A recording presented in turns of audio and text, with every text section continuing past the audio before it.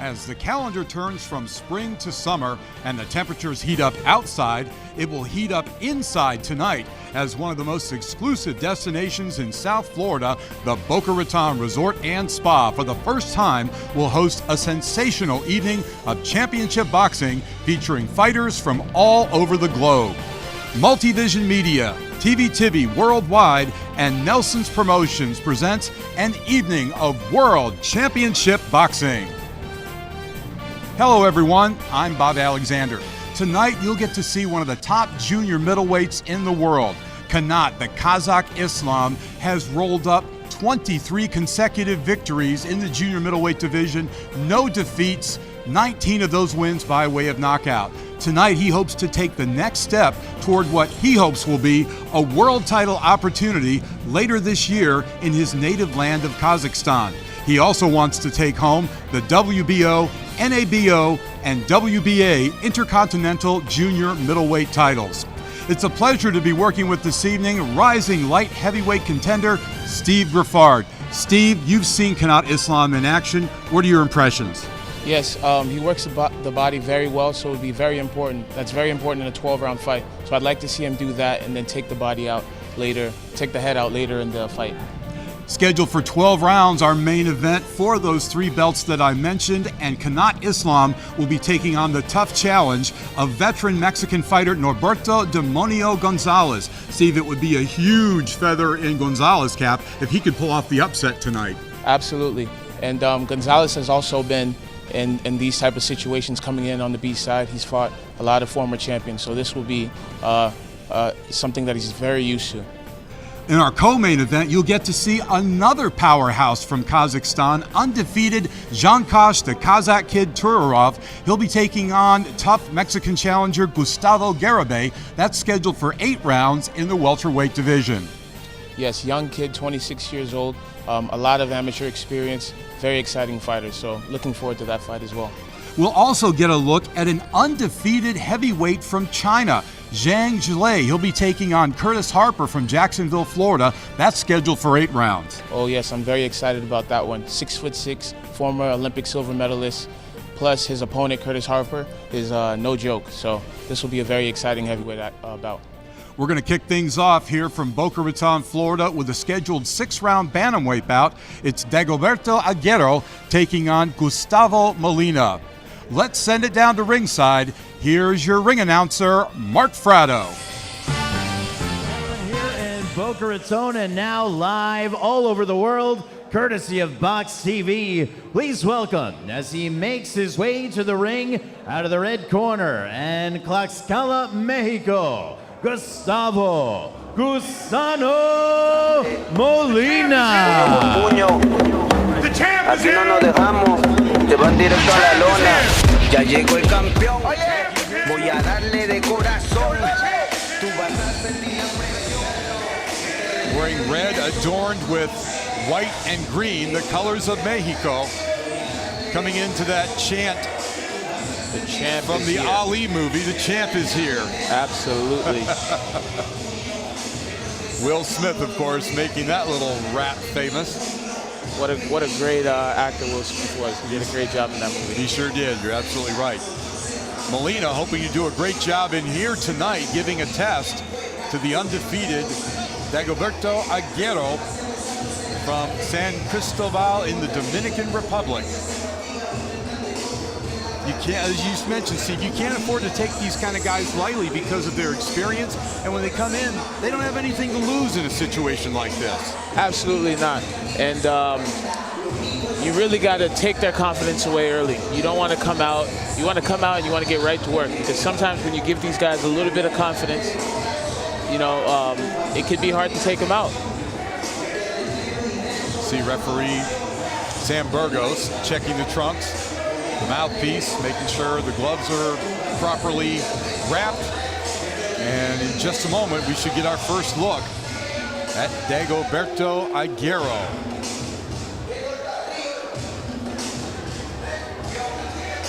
There you can see the crowd gathered here for a great evening of professional boxing presented by Nelson's Promotions. some up-and-coming stars that you could very soon see wearing championship belts around their waist.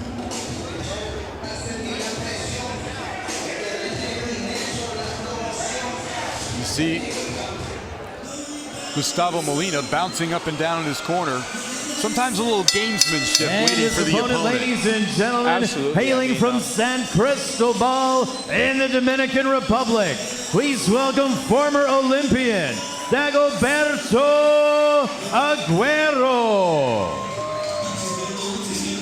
There is undefeated Dagoberto Aguero, 11-0, 8 knockouts, as he enters the ring, flanked by promoter.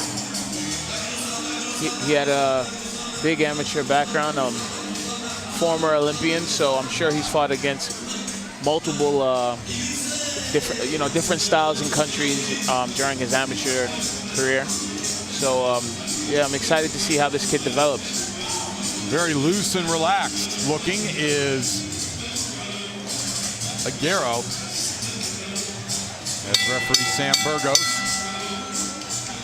Good evening, ladies and gentlemen, and welcome to Boca Raton Resort and Club here in beautiful South Florida for an evening of championship boxing. This contest is scheduled for 6 rounds in the bantamweight division. It's brought to you by Nelson's Promotions, Raynello Management, and Shirkzu, and presented by Almaty, New Ray Construction, and delivered all over the world, courtesy of Box TV. The judges for this contest are Toby Tamarkin, Mark Streisand, and Rocky Young.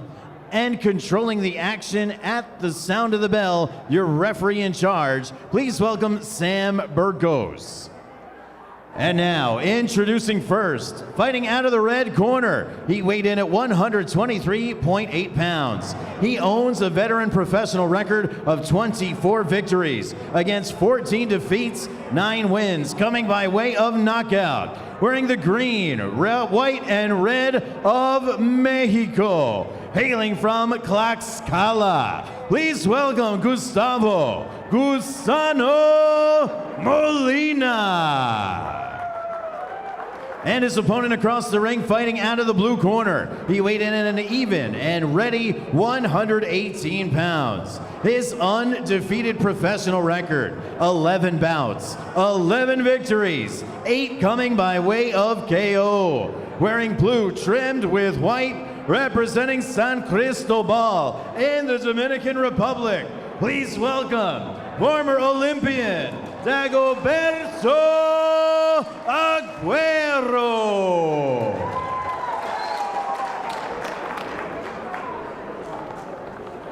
Caballeros, acuérdense, dimos las instrucciones en el camerino, me obedecen y se protegen en todo momento. Aquí los golpes van a estar bien. ¿Alguna pregunta? ¿Alguna pregunta? Gentlemen, remember to give instructions in the back, obey my command and protect yourself at all times. Pongan los guantes. Touch them up. There's the tail of the tape. You see Aguero, 24 years of age to 28 for Molina.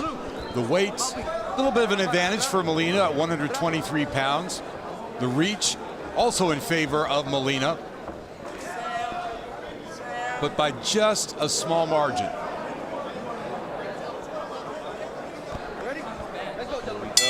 All right, here we go. Live from the Boca Raton Resort and Club in beautiful Boca Raton, Florida. Round 1, scheduled for 8 rounds. As you see Gustavo Molina in the red trunks, white trim, green piping on the bottom. Dagoberto coming out with this jab already, trying to establish it. And of course, with a Mexican fighter, it's very rare you're going to see any of these guys take a backward step, Steve. Absolutely. Molina's already switched from southpaw to right-handed a few times, so we'll see which way he decides to stay. There's a fast left hook by Aguero. You see Molina in that familiar crouch of the Mexican style. They just like to bore in, rip punches to the head and body when they can. But right now, Aguero is taking control. Right hand to the body, and quickly down goes Gustavo Molina. Oh, great angles by Aguero. I don't think he's going to be able to, well, he's going to continue. It looked like for a second he might not make it, but he beats the count barely, and we still have a full minute and a half to go in this first round. Great body work by Aguero. Ooh. Ripping right hand that time by Aguero. Oh. And down goes Gustavo Molina for a second time, and Sam Burgos doesn't even bother to count. The bout comes to an end, and Dagoberto Aguero remains undefeated, running his record now to 12-0. That was his 9th knockout. That final punch was a stunner. Sensational, beautiful angles. I mean, when you turn on those angles, you give you don't really give your opponent a chance to see what your next move is. There you can see Gustavo Molina is up and he's okay, but he took some brutal punches in just about 90 seconds of that bout. Wow, I mean, those were some beautiful angles. I was really impressed with this kid. This kid's the real deal. I'd like to see how they develop him. You can see promoter Nelson Lopez Sr. in the corner there, and he is very happy with his fighter. Yeah. Gonna take a look at some of the replay action here, Steve. Now you see he lands that right hand, and then right here he slips and gives you that angle, and then comes back with the left hook in the right hand. I mean, that was just beautiful work. You can tell this kid had a big amateur background because, I mean, look at how he moves his feet and comes back with that left hook in the right hand. He never seen it coming. That was a picture-perfect combination, left hook, right hand, thrown short and thrown with a lot of power, a lot of snap. That's the difference between fighters that kind of try to muscle their way in and fighters that throw punches quick with the snap, right, Steve? Absolutely, absolutely. I mean, we are in the hurt business. You know, this is not patty cake. You got to come out there and really, get your opponent's respect. And I like this kid. I really do. I think he has a lot of upside, and he might be somebody we might be seeing on the big screen sometime down the road. He does have all the potential to be fighting for a world title, probably within a year. He's 12-0 now with 9 knockouts. Probably another year's seasoning, and he could be right up there contending. Absolutely. Ladies and gentlemen, your official time, 1 minute 38 seconds in round number 1. Your winner by knockout and still undefeated from San Cristobal in the Dominican Republic, Dagoberto Aguero. So Dagoberto Aguero credited with a knockout win at 138 of the first round. Again, running his record to 12 wins, no losses, with 9 big knockouts. But we thought we might see a little bit more with Gustavo Molina, but those punches, it's hard to stand up for anybody. Absolutely. I'd like to see them step up his competition maybe in the next time out, because he's definitely a few steps higher than this type of opponent. So I'm looking forward to seeing this kid back in the ring again. Well, he turned pro, Steve, back in 2013. He was kind of moved along a little bit slow in his last bout, which was earlier this year on February 17th. He actually did go 6 rounds with tough Omajan Nazarov. All right, let's take a look one more time at that savage knockout. Oh, you see he works the body with two right hooks to the body, and then we didn't think he was going to get back up. Here, right here, another straight right hand. And this is where he uses his footwork and comes back with the left and a quick right that Molina never saw coming. Some of the skilled fighters that you've seen win championships in the past. Floyd Mayweather Jr. when he was a lightweight. You also saw the great Sugar Ray Leonard, the Tommy Hearns. They were the kind of guys that possessed that great speed power that comes from the snap of the punch, not so much the muscles and the powering into the ropes. Very fast hands. Absolutely. That's why in the gym it's very, very important to focus on the basics. Ladies and gentlemen, here in Boca Raton and all across the globe watching on Box TV, it's time to bring out the big fellas. Please welcome first, making his way to the red corner from Jacksonville, Florida, Curtis Harper. And there is Curtis Harper making his way toward the ring, wearing a Superman t-shirt. Not quite sure if he's going to have any kryptonite in his fist to take care of his undefeated fighter that he's facing from China. But he is a veteran fighter, Steve. He's been around the block. He knows what to do in the squared circle. Oh, yes. Curtis Harper, I've seen this guy fight on a major, on one of the PBC fights, and he fought former world title challenger. He fought a former world title challenger, and he nearly won the fight. So it's just a matter of if he's here, if he's in shape, he can really test this former Olympian. And ladies and gentlemen, his opponent making his way to the blue corner, hailing from Zhou, China, the WBO Oriental Heavyweight Champion, Zhang Zhilei. Zhang Zhilei making his way to the ring, coming all the way from China. And you don't often see heavyweights coming from China. Kind of the same with Mexico, but I think it might even be fewer heavyweights coming from China, Steve. Oh, absolutely. I was in China back in December for my last fight, and I'm about 6'2.5", and I was probably one of the tallest people there. So yeah, no, this guy is definitely a rare finding for a Chinese person. And there you see Curtis Harper from Jacksonville, kind of loose. Again, in that situation of really having nothing to lose and everything to gain, taking on a big, strong, undefeated fighter in Zhang Zhilei. Yeah, Curtis Harper's a big puncher. I know him from the amateurs, and he's a tough guy, honestly. He's another one of these guys that take fights on short notice, but if he's in shape, he's going to be Ladies and gentlemen, the action continues from the Boca Raton Resort and Club here in the beautiful Sunshine State. This one scheduled for 8 rounds in the heavyweight division, brought to you by Nelson's Promotions, Raynello Management and Shirkzu, and presented by Almaty, New Ray Construction, and brought to you globally by Box TV. The judges for the contest are Mark Streisand, Rocky Young, and John Rupert. And controlling the action at the sound of the bell, the referee in charge is Massimo Montanini. Introducing first, fighting out of the red corner. He weighed in at an even and ready 244 pounds. He owns a professional record, impressive, with 12 victories against 4 defeats, 8 wins, coming by way of knockout. Wearing red, trimmed with white, and hailing from Jacksonville, Florida. Please welcome Curtis Harper.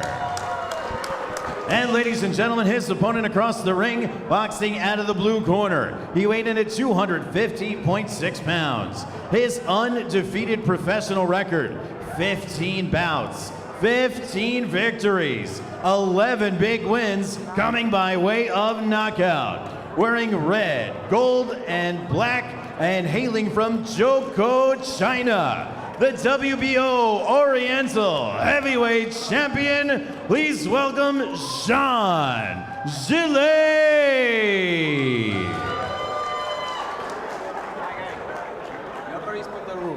You know the rule? Okay, good luck both. Okay, corner please.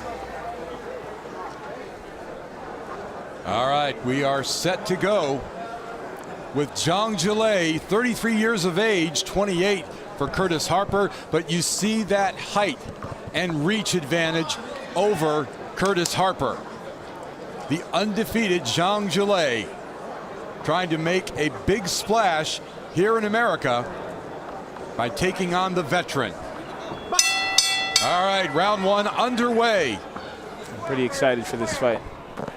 Zhang Zhilei wearing burgundy trunks with gold stars. Big Bang, they call him in China. And Curtis Harper, you can see him wearing the red trunks with the white trim. Curtis Harper's trying to get his respect right away, coming out with that big overhand right. There you go. Zhang Zhilei, the southpaw, you can see him fighting in that left-handed style. As I mentioned, you don't see a lot of heavyweights from China. You don't see a lot of southpaw heavyweights either. It's very rare these days. Absolutely. But Gillet looks very relaxed. He's pawing with that jab, trying to find his distance. As you see Zhang again wearing the burgundy and gold with the stars on his trunks. Curtis Harper, red trunks, white trim. You know, sometimes when you're fighting a shorter fighter, it's a little bit harder sometimes to punch down.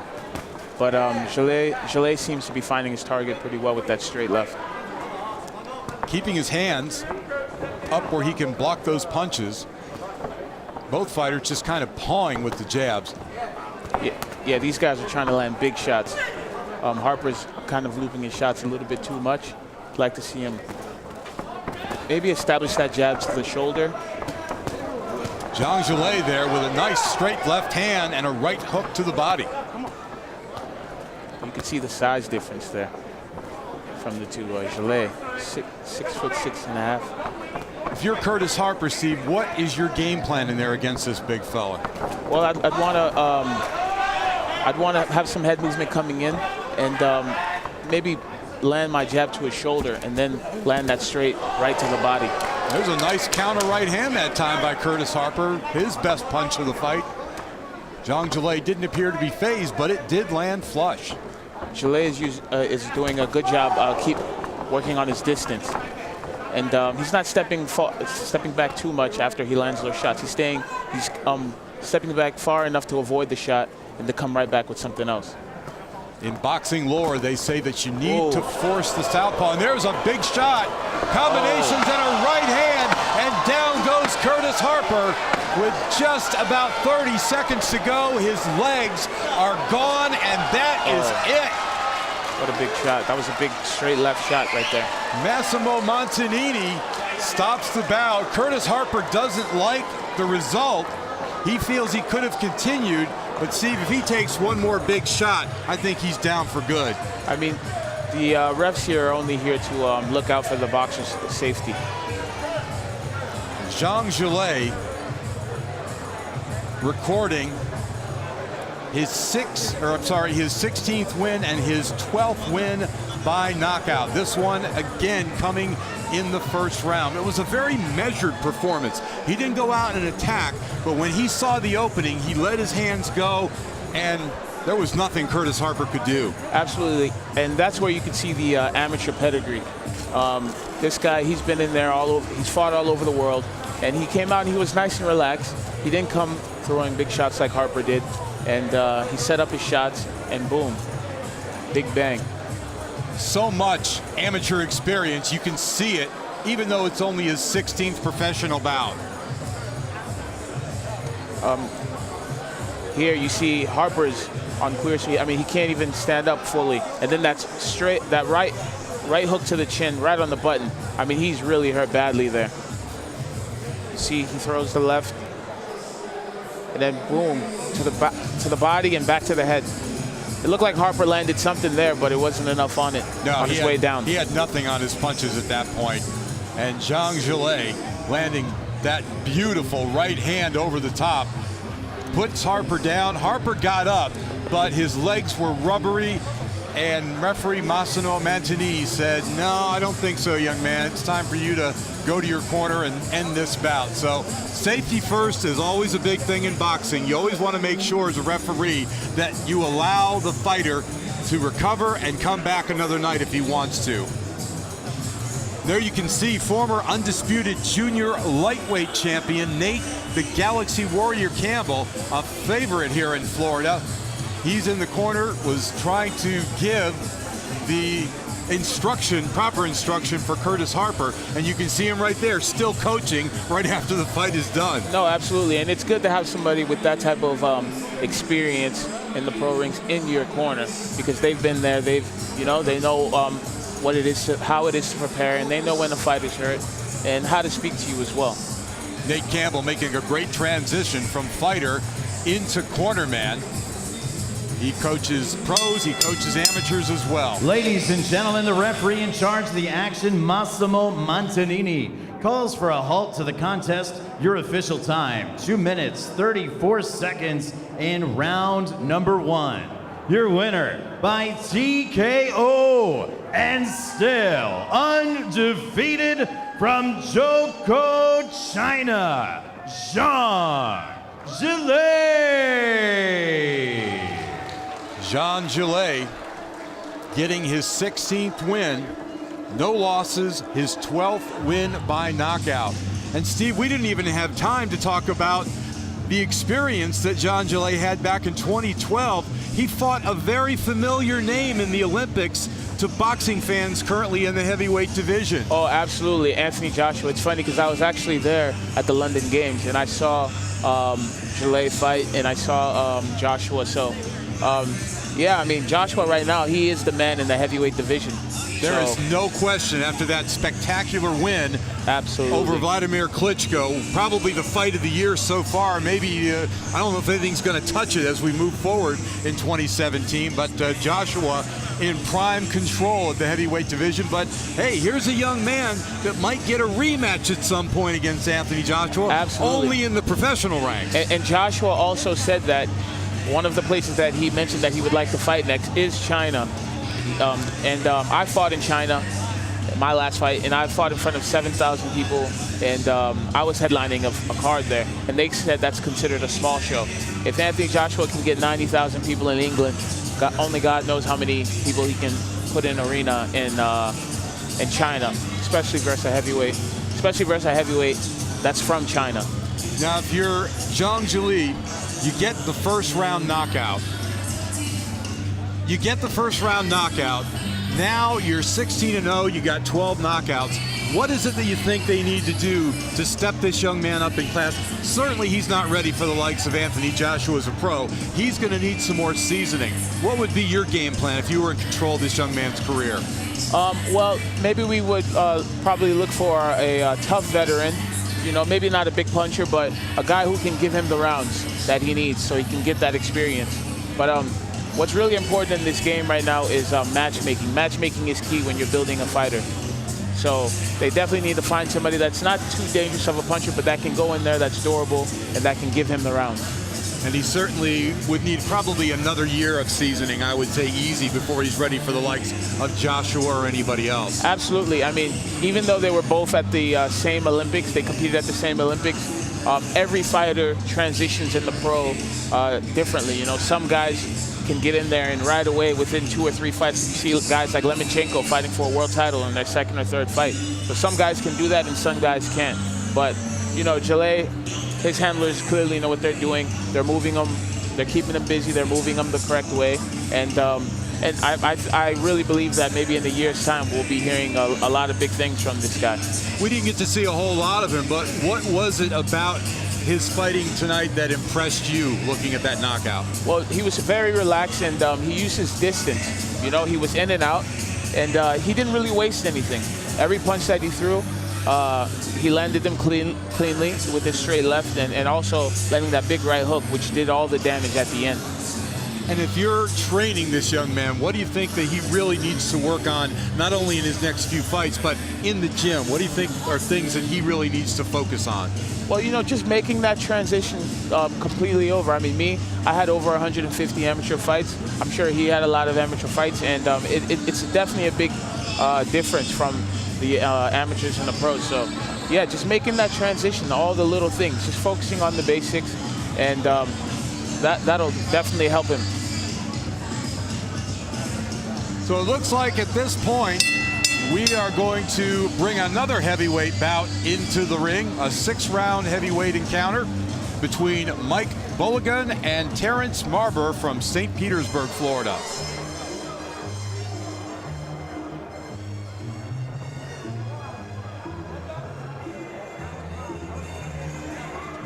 Ladies and gentlemen, more of the big fellas in action coming up next. Please welcome from Dade City, Florida, as he makes his way to the red corner, Terrence Big Jim Marbre. There you see Terrence Marbre on his way into the ring. Young man with 12 professional bouts. Had a pretty good amateur career. I was able to see some of his amateur fights as he was coming up, working up in Dade City in Central Florida. Has some skills. You can see he looks like he's in tremendous condition. Yeah, he's going to be in tough with another undefeated prospect. So we'll see what he's got. Terrence Marburg hoping to give a challenge to the undefeated Mike Silverback Bologun. This is a heck of a puncher we're going to see tonight, Steve. 10 wins, only one of those 10 went the distance. 9 big knockouts. He can certainly thump. Absolutely. He was a former football player. And ladies and gentlemen, his opponent, hailing from Prince George's County, Maryland, Mike Silverback Bologun. And there is Mike Bologun, the undefeated prospect from Maryland, making his way into the ring. This will be a scheduled 6-round heavyweight bout. Bologun doesn't have quite the same physique, I would say, as Terrence Marburg does, but physique doesn't always tell the tale of the story, does it, Steve? Absolutely not. Absolutely not. This guy, he's a great athlete. He was a former football player.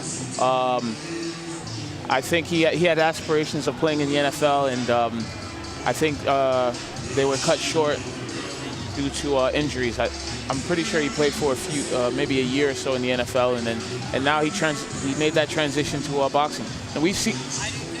All right. We are set for the introduction. Here is ring announcer Mark FRATTO. Ladies and gentlemen, the action continues here in Boca Raton, Florida, with 6 rounds in the heavyweight division. Brought to you by Nelson's Promotions, Raynello Management, and Shirksu, and presented by Almaty, New Ray Construction, and Box TV. The judges for this contest are Toby Tamarkin, John Rupert, and Mark Streisand. And controlling the action at the sound of the bell, the referee in charge will be Massimo Montanini. Introducing first, fighting out of the red corner. He weighed in at 217.6 pounds. He owns a professional record of 8-4, 6 wins by way of knockout. Wearing black with white and pink, and hailing from Dade City, Florida. Please welcome Terrence Big Jim Marburg. And ladies and gentlemen, his opponent across the ring, fighting out of the blue corner. He weighed in at 240 pounds even.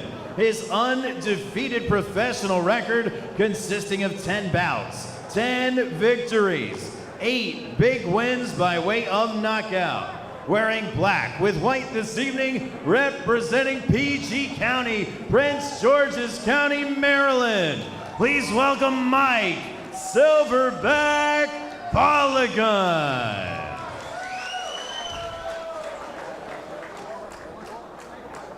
Okay, guys, you know the rule. No low punch, no hit behind, okay? Good luck both. Corner, please. Slight advantage in height for Terrence Marburg. 8-4 with 6 knockouts compared to the undefeated Bologun, 10-0 with 9 knockouts. What would your advice be to Mr. Marburg at this point heading into this first round, Steve? You know, just the heavyweight division, so anything can happen. You know, just make sure you have your defense nice and tight and protect yourself at all times. Boy, just as I say, it's rare to see a heavyweight southpaw. We've had 2 in a row now. Bologun, the southpaw, coming out with that right jab. The power punch would be the straight left. Absolutely. It's hard to fight southpaws. You know. You've got Mike Bologun wearing the black trunks with the white trim, and down goes Terrence Marburg just 30 seconds into round number 1. It looked like his feet kind of just tangled there. Yeah, he didn't really look hurt there, Steve. Yeah. Good body shots by Bologun. And a good power jab, too. Absolutely. Bologun's coming out, and he's really trying to make a statement right away. Balogun, black trunks, white trim. Terrence Marber also wearing black trunks with white trim, but you can see the pink breast cancer symbol on the trunks of Marber. And they're going to call a knockdown against Balogun by Marber. He can't believe it, Steve. Absolutely. It looked like another getting tangled with the foot. Sometimes that happens a lot when southpaw fights a right-hander. So, you know, they just got to watch it and make sure it doesn't happen again. Ooh, nice shot. There's a nice shot, exactly. Good combinations. Mike Balogun is not happy with that knockdown, and he is coming back with a fury, trying to finish off Terrence Marber with just over a minute to go in round number 1. He needs to really be careful trying to go for the knockout. Sometimes when you look for the knockout, you get knocked out. Yeah, it's always best to let the knockout come by working the body, using your combinations, and not burning yourself out with flurries of punches. Absolutely. But he's landing some big shots to the body. Yeah, that right hand to the body just seconds ago, that really kind of took a little bit of starch out of Terrence Marber. Another good body shot along the ropes. I mean, there's a lot of action going on in this fight. But still, Mike still has to be cautious. This is the heavyweight division, and anything can happen. One shot can change the whole how the fight's going. Another big left hand. Not a whole lot on it that time by Balogun. Terrence Marber took it well. Mike's doing some great body work. I'd like to see him go to the body and then come back to the head. Under 10 seconds to go in round number 1. Heavyweight action scheduled for 6. Mike Balogun and Terrence Marber.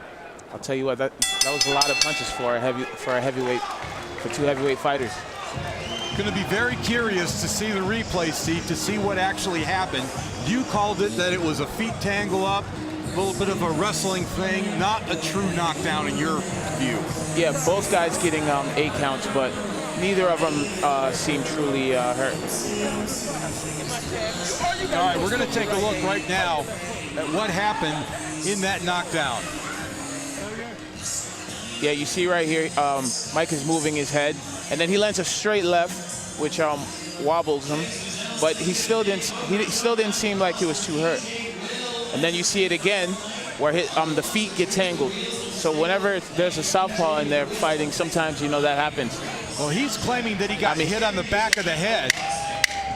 Yeah, I mean, you see all the shots. You see the great body work that he's doing. So Mike Balogun has a knockdown scored against him, but it was him that landed the bigger and better punches in that first round. Oh, definitely. Oh, you see? What did I say? When you're a heavyweight, you have to really be careful. You can't go looking for the knockout. And Mike looked like he was hurt right there. Yeah, Balogun took a shot at the opening bell of this second round. Yeah. Little counter jab that time by Balogun, but Terrence Marber not looking affected by all the big punches right here. Although he did take a great right hand to the body. Absolutely. I'd like to see Mike Balogun tuck his chin. It's kind of poking out there in the air, and that could be very dangerous, especially in the heavyweight division. Yeah, when he throws his punches sometimes, Steve, he drops his hands, and a good counter puncher could nail him right on the chin, and it could be lights out. Yeah. There's a nice straight right hand. Yeah, Mike really needs to tuck his chin in there. Balogun, again, trying to establish that jab. We've seen that repeatedly this evening. Counter shot. Arm got tangled in the ropes there. I think that big flurry he threw in the first round might have had him gassing a little bit. Looping left hand, not totally on the mark, but it did move Terrence Marber back. Marber trying to counter, and there goes the mouthpiece of Terrence Marber. Referee Massimo Montanini will call timeout to get that mouthpiece clean and put it back in the mouth of Marber. Marber is very tough. I mean, he's taking some heavy shots, but he's coming back with his as well. Mike Balogun already fighting with his mouth open just a little bit, Steve. That could be a sign of a little bit of fatigue. Hey, like I said, in that first round, they threw a lot of shots. He threw a lot of punches. And like you said, you know, sometimes looking for that knockout is not always a good thing. There's a good straight left hand by Balogun. Trying to, again, work that jab. Oh, beautiful, beautiful looping left. Sweeping. Oh, that mouthpiece came out once again. It was an uppercut, Steve. Got him again. Once again, Massimo Montanini has got to stop the action in order to put that mouthpiece in. And as we saw in one of our undercard bouts, if he continues to lose that mouthpiece, it could cost him points. Eventually, could even lead to a disqualification. Oh, absolutely. And sometimes, you know, if I see my opponent spitting out his mouthpiece, I know that he doesn't want to be there anymore. So I pick up the pace and I go back to the body and I start landing those shots. It's just so dangerous, Steve, when you drop that mouthpiece. The next punch that comes could break your jaw. It could cut the inside of your mouth with your teeth. It's just very, very dangerous without that mouthpiece. Oh, absolutely, absolutely. I mean, you just got to really bite down there or just get a good one from the dentist. You got to invest in yourself. Balogun trying to finish this round with a flourish, throwing combinations, going to the body and then the head. Yeah, Balogun is loading up a lot. I'd like to see him relax a little bit and let the knockout come. Set it up. Don't look for it too much. Good work to the body as we close out this round. And that is the end of an exciting round number 2. Heavyweight action here in Boca Raton, Florida at the Boca Raton Resort and Club.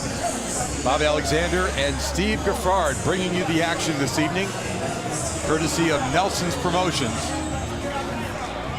Taking a look at Mike Balogun. He's getting a little admonishment here, Steve, because I think his corner wants him to do exactly what you said.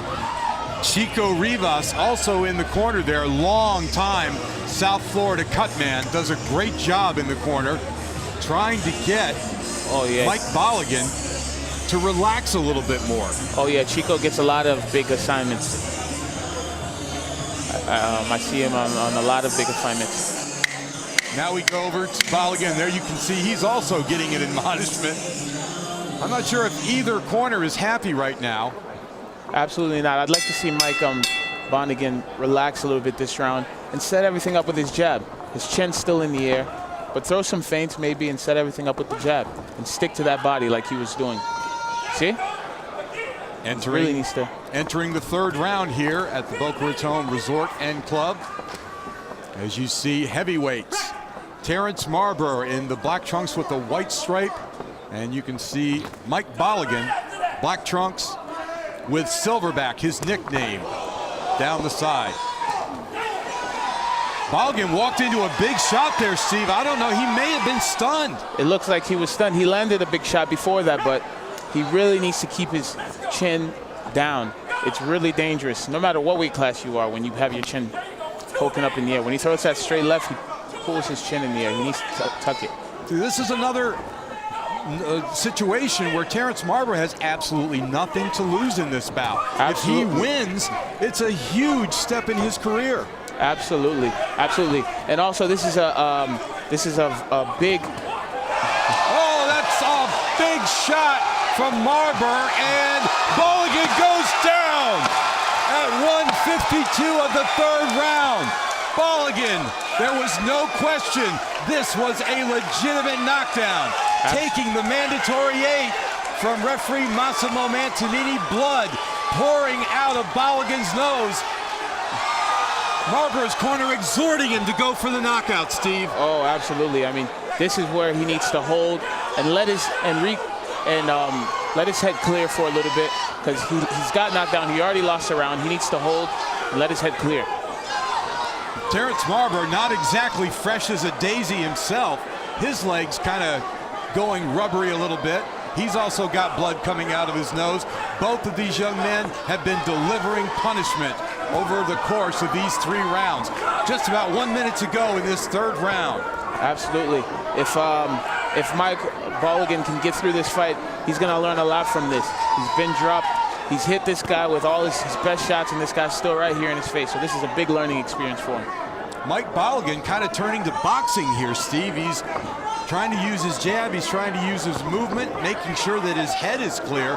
I'm not sure this is a situation he hasn't found himself in much. Well, like I said, he has already lost the round, so he needs to move around and clear his head, hold if he has to. But you see there, throwing a looping left hand, that could have left him so open for a counter shot. And we talked about this earlier. When you fight, you can't really look past these B-side guys, because these guys come in, they have nothing to lose, and if you give them too much confidence, you know, they can come out, and that's what you see happening right here. This guy's coming back on. And Mike Balogun is going to make it out of the third round, but not before he was dropped by a vicious combination coming from Terrence Marburg. I mean, this is the biggest opportunity in Marburg's career. He's got a shot to really move himself up in the heavyweight division. Yeah, you see right here, his chin's way in the air, and boom, a left hook that really rocks him there. And then another right uppercut and left hook that puts him on the ground. I mean, he really has to put his chin down in the air. It was that big left hook that started everything. And you see off. here again, boom, right uppercut and then a left hook over the top that really hurt him. This is the heavyweight division. You really can't afford to have your chin in the air. I'd like to see him come out, stay composed, use that jab, and go from there, set everything up. Yeah, in the second round, that was a very questionable knockdown of Balogun, but there was no doubt that Balogun was down and he was hurt in that third round. We move into the second half of this bout, scheduled for 6. Terrence Marburg trying to make a name for himself against the undefeated Mike Balogun. Yeah, let's see if his head is clear this round. Throwing big shots, 2 straight, big left hands. Marburg now has got the rubbery legs. Absolutely. I mean, these guys are going back and forth. He needs to stay relaxed again. You know, Steve, when Mulligan throws those straight shots, the straight jab and the straight left hand, he's so much more effective than when he throws those looping punches that miss and take so much energy out of you. Absolutely. Mulligan is he's risking a lot jumping in there with those big shots. He needs to just stay composed and box like he's doing right now. Hands up, chin tuck, and stay nice and composed using that jab. And you can see the battle scars from this fight on Mike Balogun's face. He's got an angry-looking welt under his left eye from those right hands that have been landing from Terrence Marburg. Yeah, Marburg is landing that right uppercut pretty nicely, and that's what did the damage earlier. Both fighters have had their moments in this bout, but it was Marburg getting the clean knockdown, and Balogun might be hurt again from the right hand. There's a left hook. He's trying to fight back, but I think he's hurt again. Yeah, he's winging a lot. I mean, he's really, if he can get through this fight, he's going to learn a lot. But both guys are in it to win it. Balogun just doesn't, I think he's a little bit confused here, Steve. I don't know if he's been in a situation like this where he's had to go down, get back up, and keep fighting, and he's been breathing heavy through his mouth since the second round. Yeah, I mean, he's throwing every shot with a lot of power behind it. And these guys are throwing a lot of punches for heavyweights. There was a good straight left hand that time by Mike Balogun as we move under 1 minute to go in the fourth round of this heavyweight bout scheduled for 6. These fights right here are what really develops these fighters, these young undefeated prospects. Like you said earlier, it's a guy with a lopsided record that can be your toughest opponent. Well, it can be beneficial for both guys. Mike Balogun certainly is going to learn a lot from this fight, but if Terrence Marburg pulls off the upset, he suddenly has a name in the heavyweight division. So whoever wins, it's pretty big stakes at this moment. Absolutely, absolutely. I mean, oh, that was a big straight left by Balogun. Nice combination, straight right jab followed by the straight left. When he throws those straight punches, he's so much more effective. That's what he needs to keep doing, boxing from a distance. Boxing from a distance, he doesn't need to he can't afford to risk another knockdown, throwing those big looping shots. Yeah, you see there, Mike Balogun is in no man's land. Yeah. As he slumps down on his stool, he's got blood pouring out of his nose. Yeah. He's got that angry welt on his left cheek. There you can see him taking instruction from his corner, but he has got to be confused by the action of Terrence Marlborough. Yeah, here you see both guys landing big, wild shots, and Mulligan lands some nice body shots, but his punches are just way too wide. You see both guys holding, trying to protect themselves, and then here again you see Mulligan from the outside trying to establish that jab. I mean, this is an exciting heavyweight bout. It is. Exciting heavyweight bout. They are giving it everything they have as we move into the 5th round, scheduled for 6, between undefeated Mike Mulligan and the upset-minded Terrence Marlborough. Oh, the mouthpiece comes out again. Exactly, Steve. You called correctly. And again, they're going to have to halt the action as Terrence Marlborough, for the 3rd time in this fight, loses his mouthpiece. You better be careful, like we saw earlier tonight. The ref might take a point out. Well, it's possible. If he does it too many times and the referee tells him, you got to keep your mouthpiece in. If he doesn't, he could lose points. He could also wind up being disqualified. That would be a terrible end to what's been a great heavyweight fight so far. Absolutely, absolutely. As you see, Mike Mulligan trying to take the offensive, throwing combinations, but not really landing a whole lot at this point. Still, shots are way too wide. Oh, a little bit low there by Mulligan. He was trying to hit the body and wound up going below the belt. There's a great combination. Great combination by Mulligan. Yeah, Mulligan is starting to set his shots, and he's landing some big stuff. I just like to see him stay more composed after he lands a big shot. Well, look at Marlborough. He shakes it off and comes right back at Mulligan. Being warned for pushing there. And the referee has called timeout. I'm not quite sure why. I'm guessing another situation with the mouthpiece.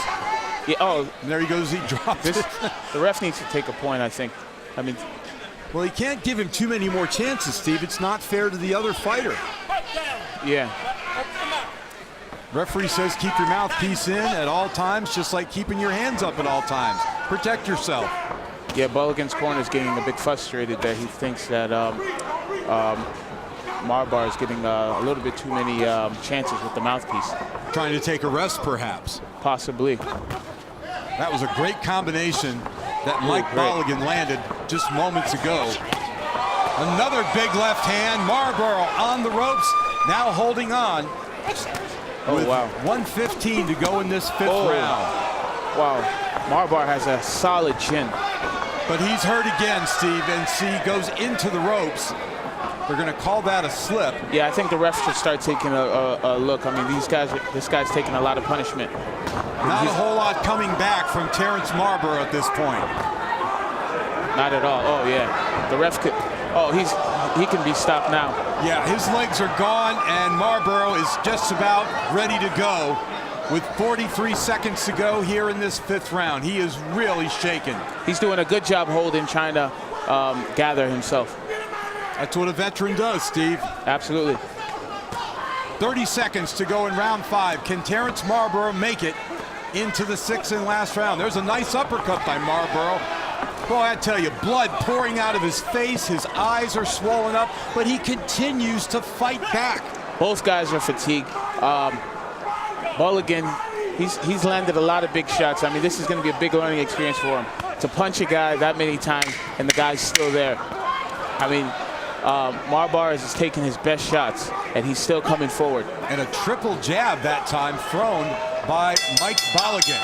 I must say, even though these guys are huffing and puffing, they are in tremendous shape, because they're out here, they're big guys, and they're throwing a lot of punches, all power shots.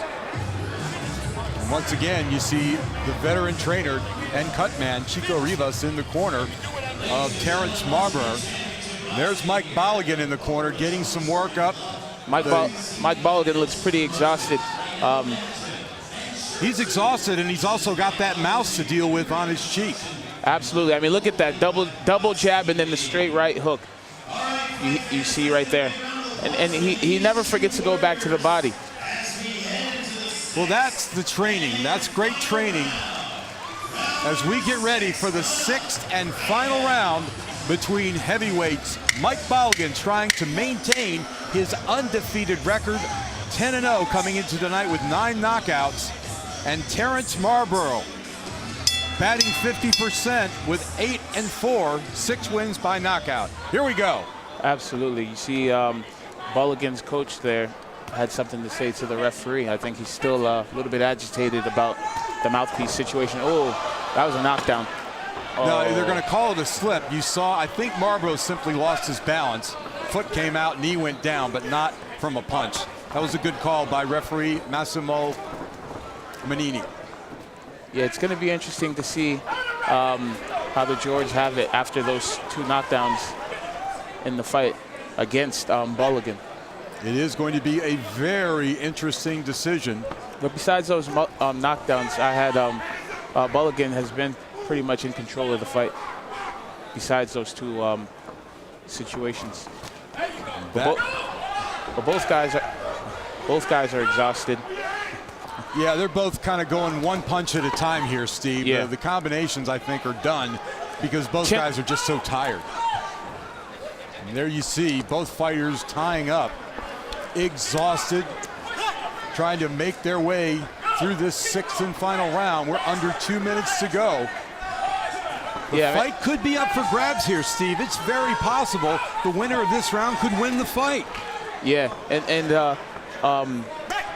Bolligan, I mean, I could see why he's tired. I mean, he threw so many big power shots, and his opponent was still right there, and he's still here now. Well, he is still bouncing, using his legs, which I think is a good sign of being in pretty good condition, but he's taken so many shots tonight that I'm sure he's just not used to seeing. Oh, absolutely. But like I said, this is very important when you have a young prospect like Bolligan. Big shot by Bolligan, and down goes Terrence Marlborough. And that is what I like about Bolligan. When he gets you hurt, he wants to finish you. Just under a minute to go in the 6th and final round. Now the question becomes, will Marlborough be able to make it to the final bell? Referee Massimo Montanini took a look. The mouthpiece goes flying out again. That's enough. Marlborough is hurt. He goes into the ropes, but the referee looks like he's going to let it continue. No. Wow. He's actually going to take time out and go for the mouthpiece once again. Now, usually the rule is you're supposed to have 2 mouthpieces in the corner, because if one goes flying into the crowd like it just did and you can't find it, if you don't have a second mouthpiece, you lose the fight. This guy's, they got to really keep an eye out for. Terrence Marlborough's so game, Steve. He just answered with a left hook. But clearly taking control of this last round is Mike Bolligan as we move under 30 seconds to go. Yeah, Bolligan, he's gonna learn a lot from this fight. It's really good that he went the decision. He got the rounds in versus a very game opponent. Terrence Marlborough and Mike Bolligan ready to finish up a brutal 6 rounds of action. Wow, what a fight, what a fight. Give credit to both fighters, and there you see the sportsmanship between these 2 heavyweights. Both men bloodied, lips, nose, eyes. They gave it their all, and they gave this crowd here at the Boca Raton Resort and Club all the action they could want for 6 rounds. For heavyweights, it doesn't get much better than that, does it, Steve? Oh, that was a lot of action in there. And you know, that was great for a young prospect like Mike Bolligan.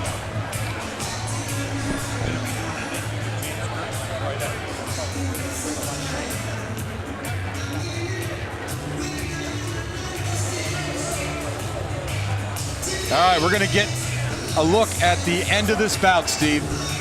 Boom. You see, as soon as Mike saw that he was, as soon as Bolligan saw that he was hurt, he jumped right on him to try and finish the job, and that's what I like about him. You can see here again, straight left, and then as soon as he saw he was hurt, he came back with the right to put him down. Boy, when he threw that right hand, did you see the look in his eyes? He looked like Absolutely. Mike Singletary, the linebacker for the Chicago Bears. Those intense eyes like, you're mine, you're done, it's over. Oh, absolutely. I mean, he smelled blood and he went in for the kill. There you see Mike Bolligan, after going almost the full 6 rounds, but going into the 6th round and picking up that TKO win. He'll go back, look at the tape of this bout, and learn quite a bit, as you've been saying, Steve. Absolutely. This could really be a big boost for his career. And I'll tell you what, don't cry any tears for Terrence Marlborough. After putting on a show like he did, there's going to be a lot of promoters that are going to want him to fight their heavyweights in future action. Absolutely. Like I said, guys like Marbar are very important for a prospect like this, because they come in, they come to fight, they come to win, and they're dangerous. And as for Bolligan, he learned a lot this fight. He got dropped, he got back up, he kept on fighting. He had a cut, and you know, he continued. He has a great corner. His corner was smart from him, but he's going to have to go back to the drawing board and focus on the basics. There you see Mike Bolligan dancing around, enjoying his victory. Let's go to ring announcer Mark Fratto. Actually, I think Mark's still getting the official time from timekeeper Tom Dowd before he announces that Mike Bolligan has upped his record to 11-0 with 10 knockouts. All right, I think we're set now. Mark Fratto has got the official time.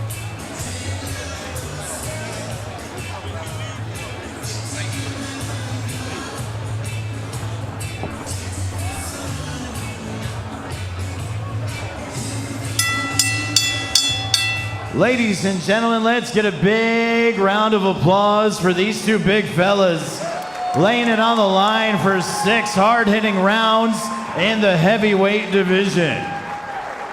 At the conclusion of the contest, having gone the distance, we go to the scorecards to find that the judges have come up with this decision.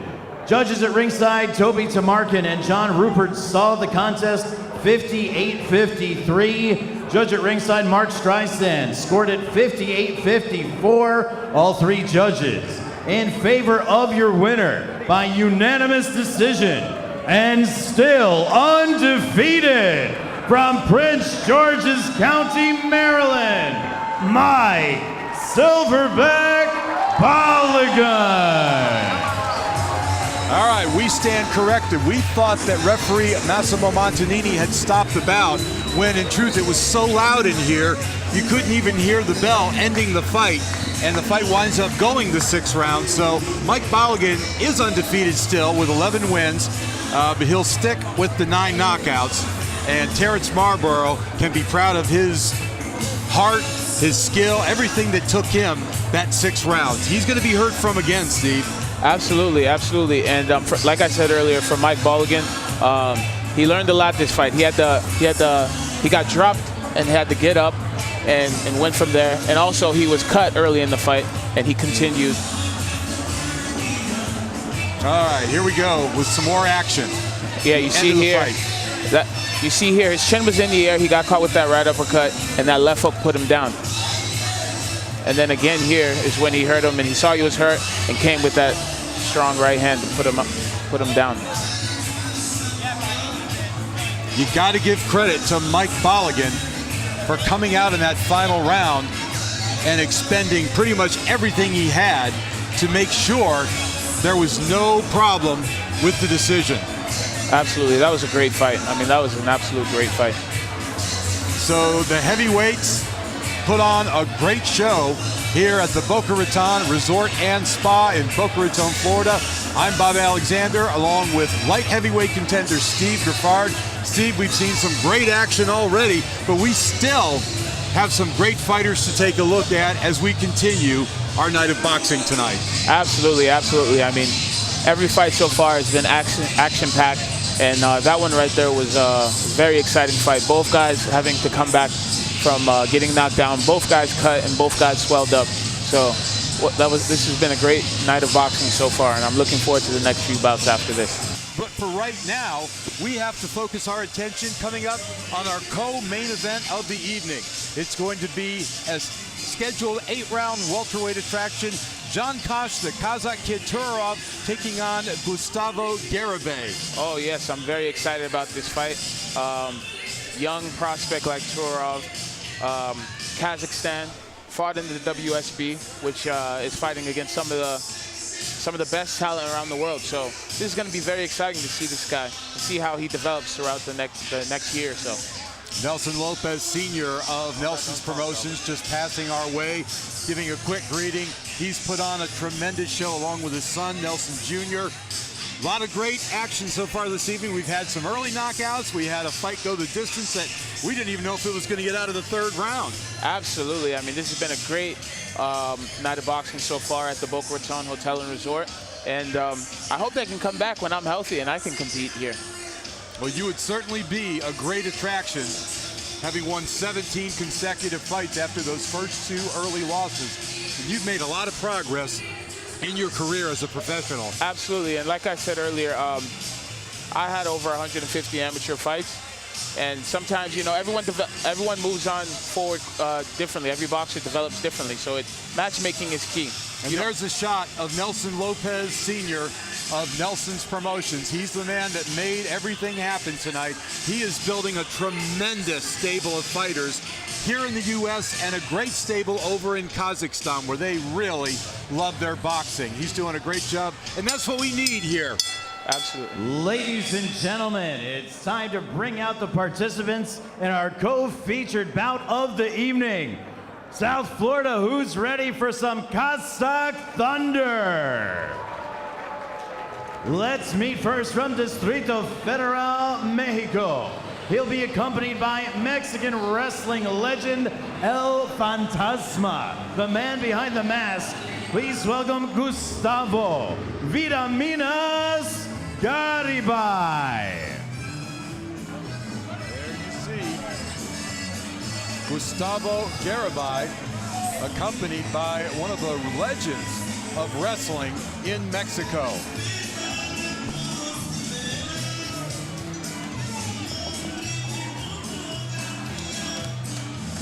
They love their boxing down Mexico way, Steve, but they also love their professional wrestling. And there are some legends that have wrestled out of Mexico. Definitely, definitely. That's a great ring costume. A little reminiscent of the Executioner, Bernard Hopkins, perhaps? Yeah, no, this is, yeah, Bernard, he came in with the alien mask, I think. He came in with a lot. It was hard to keep up with Bernard. Definitely. All right. Jankash Turov set to And make his way. opponent, ladies and gentlemen, hailing from Almaty, Kazakhstan. Please welcome Jankash, the Kazakh Kid, to Rara.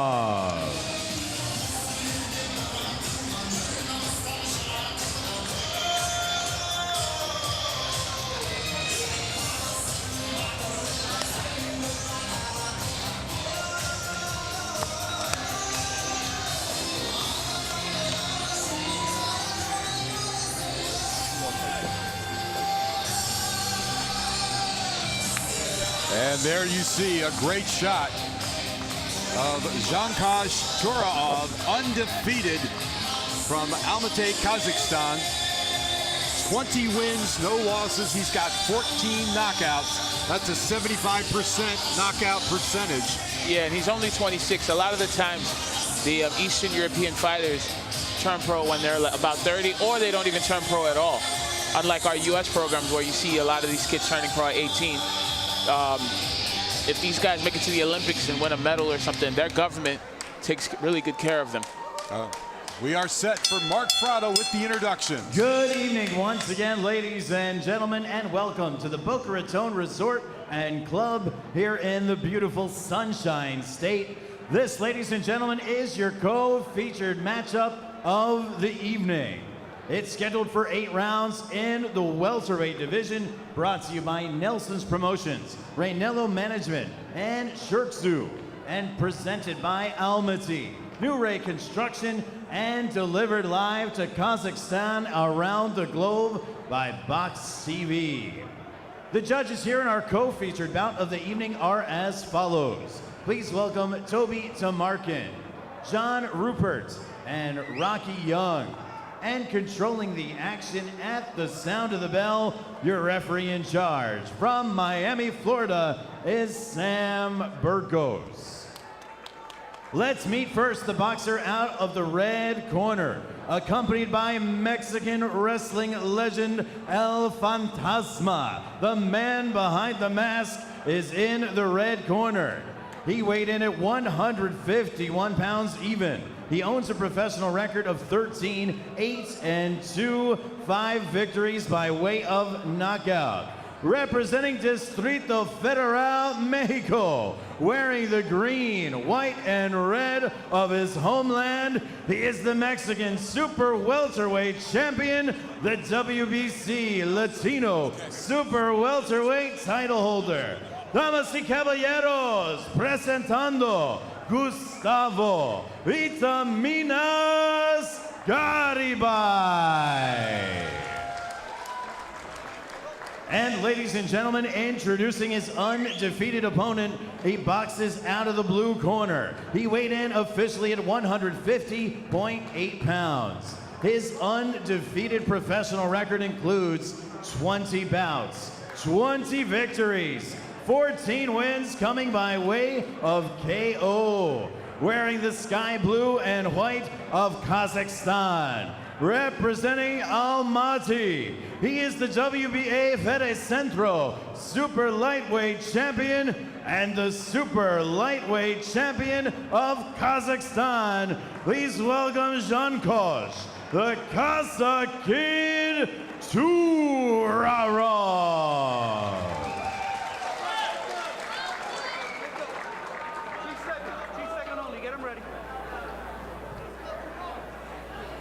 Second, come on in. Chief second, come on in. All right, gentlemen, remember, we gave the instructions in the back. Obey my command and protect yourself at all times. Acuérdense, dimos las instrucciones en el camerino. Me obedece y se protege en todo momento. ¿Tiene alguna pregunta? ¿Alguna pregunta? No? Any question? All right, gentlemen, touch him up. Toquen los guantes.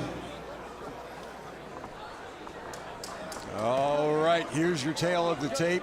26 years of age for Turarov. He's got a slight advantage in the height, but the reach advantage actually goes to Gustavo Garibay, the 33-year-old veteran with 13 wins, 8 losses, 2 draws.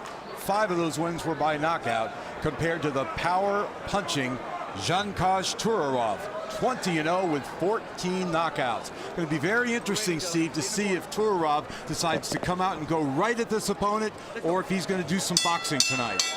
Yeah, you know, hopefully he can get a few rounds maybe and learn a thing or two in this bout, but both fighters adorned in trunks reminiscent of their respective countries. You can see Turarov wearing the white, blue, and gold, while Garibay has the familiar Mexican colors, white, red, and green. Absolutely, Kazakhstan, I mean, they've been putting out a lot of top-notch fighters lately. Boy, you talk about being proud of their heritage and their country. Kazakhstan fighters, as much as any fighters in the world, they just love fighting for their country. Absolutely, absolutely. And there's a lot of people that came out here to support Turarov. Turarov, I like how he's moving his head on his way in, you know, giving his opponent something to think about. He's nice and elusive, not like your typical Eastern European style. And unlike our last couple of fights, you've got 2 fighters in there fighting in the orthodox style, the right-handed style. Yeah, I like this kid. He's nice and slick. He's taking his time. He's not rushing it. And he's trying to pick his shot. Pick his shots. He's not wasting anything. Turarov made his professional debut back in 2009 with a first-round knockout over Talant Ukiev. That was in Kazakhstan. And he's rolled on to 20 straight victories from there. I mean, this kid is nice and slick. He definitely doesn't have a style like the typical Eastern Europeans. He's in here, he's bobbing, he's weaving, he's making his opponent miss, and he's making him pay at the same time. Very relaxed, very confident, and not wasting a lot of punches at this point. But when he pulls back, though, I'd like to see him bring his hands up a little bit higher, because when he does get in there with somebody a little bit more experienced, they will be able to capitalize on that. A counter shot could be detrimental to Turov with those hands down. Great body shot there by Turov. Under a minute to go in this first round. Turov starting to open up just a little bit. Stunning. He's starting to find his target with that overhand right. I'd like to see him do that and bring that left hook to the body right behind it. Garibay went down to the canvas for just a moment, but Sam Burgos correctly ruled that it was a push down, not a knockdown. Turov continues to measure his opponent. There's a good right hand. Garibay again was wobbled, but he does not go down. Yeah, he's really starting to find his target with that overhand right. I don't see this fight going too long. When he throws his power shots, he seems to land, but he doesn't do it so deliberately that he leaves himself open. So there you see a good shot of Jankosh, the Kazakh kid Turov. And there you see Nelson Lopez Jr., his trainer, getting instruction, making sure that his fighter is following instructions. Yeah, you see, he's really starting to find his mark for that overhand right, and then he puts that jab right behind it. I think that's going to be the punch that ends this fight early tonight. You see that overhand right again and again. Boy, these Kazakhstan fighters, they're great athletes. They're in great condition, and you can tell they're able to throw those punches with such authority, but it comes from a great spot. There's nothing wasted. Absolutely, and they're always so strong, but when you look at their body, they're never too defined, but they always come in very strong and in great condition. You'll see the same thing when Kanat Islam enters the ring in our main event. That'll be coming up next as he takes on Norberto Demonio Gonzalez. Round 2 scheduled for 8. These are welterweights. Yeah, Turov, he does a good job at making the guy miss and making him pay right after that, and I like that. He makes his opponent miss by just a hair and comes right back with something hard. Well, that head movement is really working well for Jankosh Turov. Whenever Gustavo Garibay tries to throw his punches, there's just nothing there. Yeah, and it gets frustrating after a while when your opponent's right there in front of you and he's making you miss with ease. If you were in Garibay's corner, what would you be telling him to do against this opponent? I'd tell him to aim for the chest. When you fight a fighter with good head movement, you need to aim for the chest, because look how small the head is. Look how small of a target that head is. But the chest is a bigger target, so I'd aim for the chest with the jab and go from there. Garibay on the defensive, making sure he doesn't get hit with one of those straight, quick, powerful right hands. Turov just looked like he looks like he's a spring ready to unleash this crap, I guess you could say. Absolutely, and he's young. He's a young kid. He's got a lot of upside with him. 26 years old. You know, he's got a lot of experience from Kazakhstan, and he's been in there with some tough guys in the WSB, and now he's ready to make some noise in the pro ranks.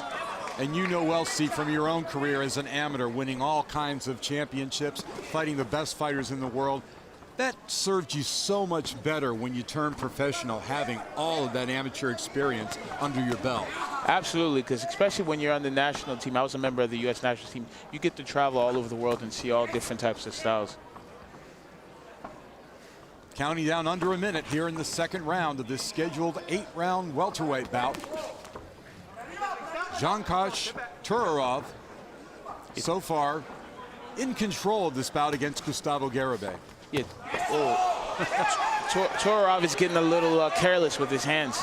You know, he needs to make sure he stays focused and complete the mission. Well, both fighters taking chances here in the second round. Those two big left hooks cooled the audience down with the wind that it blew out of the ring, but he left himself open as well. Absolutely. He needs to stop jumping in and just set everything up from a distance. The knockout will come. We saw what happened earlier when the guy looked for the knockout. It was dangerous. There you go. Turov, quick combination, finishing up round number 2. So there's a good shot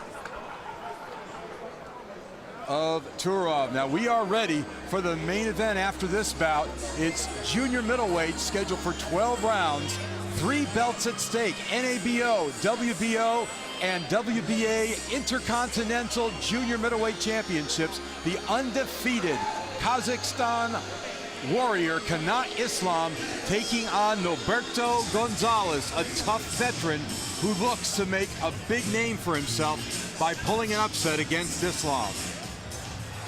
Yeah, I'm really excited about that fight. And Gonzalez, he's been in there with a lot of tough guys. Like I said, you know, he's fought Erickson Lubin, who's the mandatory for the WBC belt, former IBF world champion Charlo. This guy's been in there with a lot of guys. All right, here we go. Action in round number 3 from the Boca Raton Resort and Club in beautiful Boca Raton, Florida. Fabulous complex, and we are happy to be here bringing you this live boxing action by Nelson's Promotions. Oh, great shot over there. He's really trying to land that right. He's really trying to get his opponent out of there. Yeah, I think he's had enough playing around here, Steve. He's ready for a knockout. But he needs to be careful because he's getting a little bit careless with his hands. Big right hand by Turov. I think that overhand right's gonna do the. I think that overhand right's gonna do the trick. He just doesn't seem to have much respect for Garibay at this point, Steve. He's just going in there, loading up, and letting that big right hand fly. Although you see a little bit of blood coming out of the nose of Turov. Yeah, because he's getting too careless with his hands. You know, hands by his waist and chest. He needs to bring those hands up a little bit. He does have good head movement, but a little bit too careless. Garibay might be one of those fighters that would be characterized as a cutie. Not being how he looks, but how he fights. He's very elusive. He moves his head fairly well, but he throws those shots that you don't see coming sometimes. Absolutely, and those are the ones that hurt the most. Referee Sam Burgos calling for the break. Oh, big left great hook, shot. and down goes Gustavo Garibay. Half a minute to go, or 1 minute and a half to go in this round. I don't think he's going to be able to recover from that one. That was a hard shot. Garibay is hurt, and Sam Burgos will stop this bout. Turov's going to... If he thinks Garibay is hurt. Turov's going to jump right on him. Big right hand, shot to the body. Garibay is badly hurt along the ropes. Turov trying to finish this one out in the 3rd round. Both fighters throwing lots of leather, but the heavier punches by far being landed by Dzhankash Turov. Boy, give credit to Garibay for withstanding that assault for the last 30 seconds, Steve. Oh, my goodness. I mean, he is tough. He took a hell of a shot, and he came right back. There's another big straight right hand right down the pike, scoring flush on the face of Gustavo Garibay. The corner and the ref's going to really have to take a look at this. I mean, he's taking a lot of punishment. But what heart is he showing, Garibay's showing? He really is. He's got just under 30 seconds to go to get out of this 3rd round. Turov continuing to throw the right hand. Oh, another big shot. right hand and a hard left hook. Sam Burgos almost stopped the fight. We'll see if he lets it go for the final 10 seconds, but he was very close to calling a halt to it. Great body shot by Turov. Oh, at the bell. The bell does not save the fighter. He has to get up and take the mandatory 8 count, and Sam Burgos is going to call a halt right there. Great call by Sam Burgos. At the end of the 3rd round. It was. It was a great call. He was taking a lot of punishment, and that's what these guys are here for, to make sure these guys don't get hurt. Sam Burgos is a fine veteran Florida referee. Always does a great job. And you could just see he had his eye on Garibay, and if there was any chance there could be some kind of an injury, he was going to stop that bout. The official end is going to come at 2:59 of the 3rd round. But he let the fighter get up and walk and just didn't like what he saw. Oh, yeah, I mean, wow. He showed a lot of heart. He showed a lot of guts. He took some big shots, but he came back. He came back pretty strong. There is the undefeated Dzhankash Turov. The punch is going to land, Steve, I think, right as the bell rings. Oh, yeah, I mean, that was a magnificent punch the way he landed. Overhand right on the button, and down goes Gustavo. You see it, I mean, that was right on the button. And that was just a great call by the ref, Burgos. because that was a great call by the ref, because you know what? This guy didn't really seem like he had much of a chance to win. No, and you don't want to see these guys take any more punishment than they need to. You're absolutely right, Steve. You could see it in his eyes. It was like tilt. He was not there. He was not responding. Absolutely. And Sam Burgos did exactly the right thing, saving the fighter from any further punishment. But what a beautiful, short, crisp right hand to end this bout right as the bell rang for the third round. You often hear in boxing the referees say you can't be saved by the bell in any round. That's exactly what happened. Absolutely. I mean, that's why it's very important to have experienced cornermen and referees like this, because fighters, they're not going to give up. They're gonna want to keep going no matter what. So I'm really happy the ref stopped it when he did. And there you see Garibay nodding his head that he's okay, so that's always good to see. All right. We're going to take a look at some action that happened right before that knockout. You see a short left hook, and down he goes. You saw it was a short left hook. Sometimes you don't have to land the big shot. See right here, you see the left hook landing. Both guys throwing. Gustavo was hurt, but he kept on coming back. And boom, right there, that overhand right and the left hook right behind it. Well, that's one thing you see with Kazakhstan fighters. They love those combinations. And the Mexican guys, the Mexican fighters are always tough. You know, Gustavo was hurt, but he kept on coming back no matter what. He was on that rope. He didn't really have much balance or anything while he was on that rope, but he kept on coming back with shots, even though he was hurt. And he was game. There's no doubt about it. He wanted to do his best in there, but he was in there with a powerhouse. This young man, Dzhonkaj Turov, in the next year or so, almost no doubt he'll be fighting for a world championship in the welterweight division. That absolutely. And there you see his manager, Nelson Lopez, with his fighter. Let's go to our ring announcer, Mark Fratto. Ladies and gentlemen, the referee in charge of the action, Sam Burgos from Miami, calls for a halt to this contest. Your official time, 2 minutes, 59 seconds in round number 3. Your winner by TKO and still undefeated from Almaty, Kazakhstan, Dzhonkaj, the Kazakh Kid Turov. So Dzhonkaj Turov declared the winner. At 2 minutes 50 seconds of the third round, he moves his record to an unblemished 21 wins, no losses. He picks up his 15th win by knockout. It's going to be hard. I know there are things that his trainers are going to want him to work on, Steve, but I tell you what, that's a hard fight to criticize when you look at his performance. Oh, definitely, definitely. I mean, I'd just like to see him just work on his defense. Now, I know he didn't have much in front of him. He had a tough opponent, but not much in front of him. But he still needs to make sure he practices those good habits with his hands up, chin tuck, and not get so careless with his punching. So Dzhonkaj Turov celebrating with the Kazakhstan flag behind him. A lot of his countrymen made the trip over here to Kazakhstan, or from Kazakhstan, to enjoy this action here. And the reason we're enjoying this action this evening is due to Nelson's promotions. All right, we're gonna take another look at that knockout, and Nelson Lopez has joined us. Here you see that overhand right, devastating punch, and that was right on the chin. Nelson, you can't throw it much better than that. Just right on the dot. Unbelievable. You know, this kid's got a future. He had a little problem because we came up with a little allergy at the end, but he made it through, and he's been training very hard. This is going to be another Kazakhstan world champion.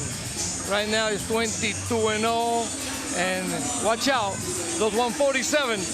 We got a new kid on the block. He's coming. Absolutely. Your son Nelson Jr.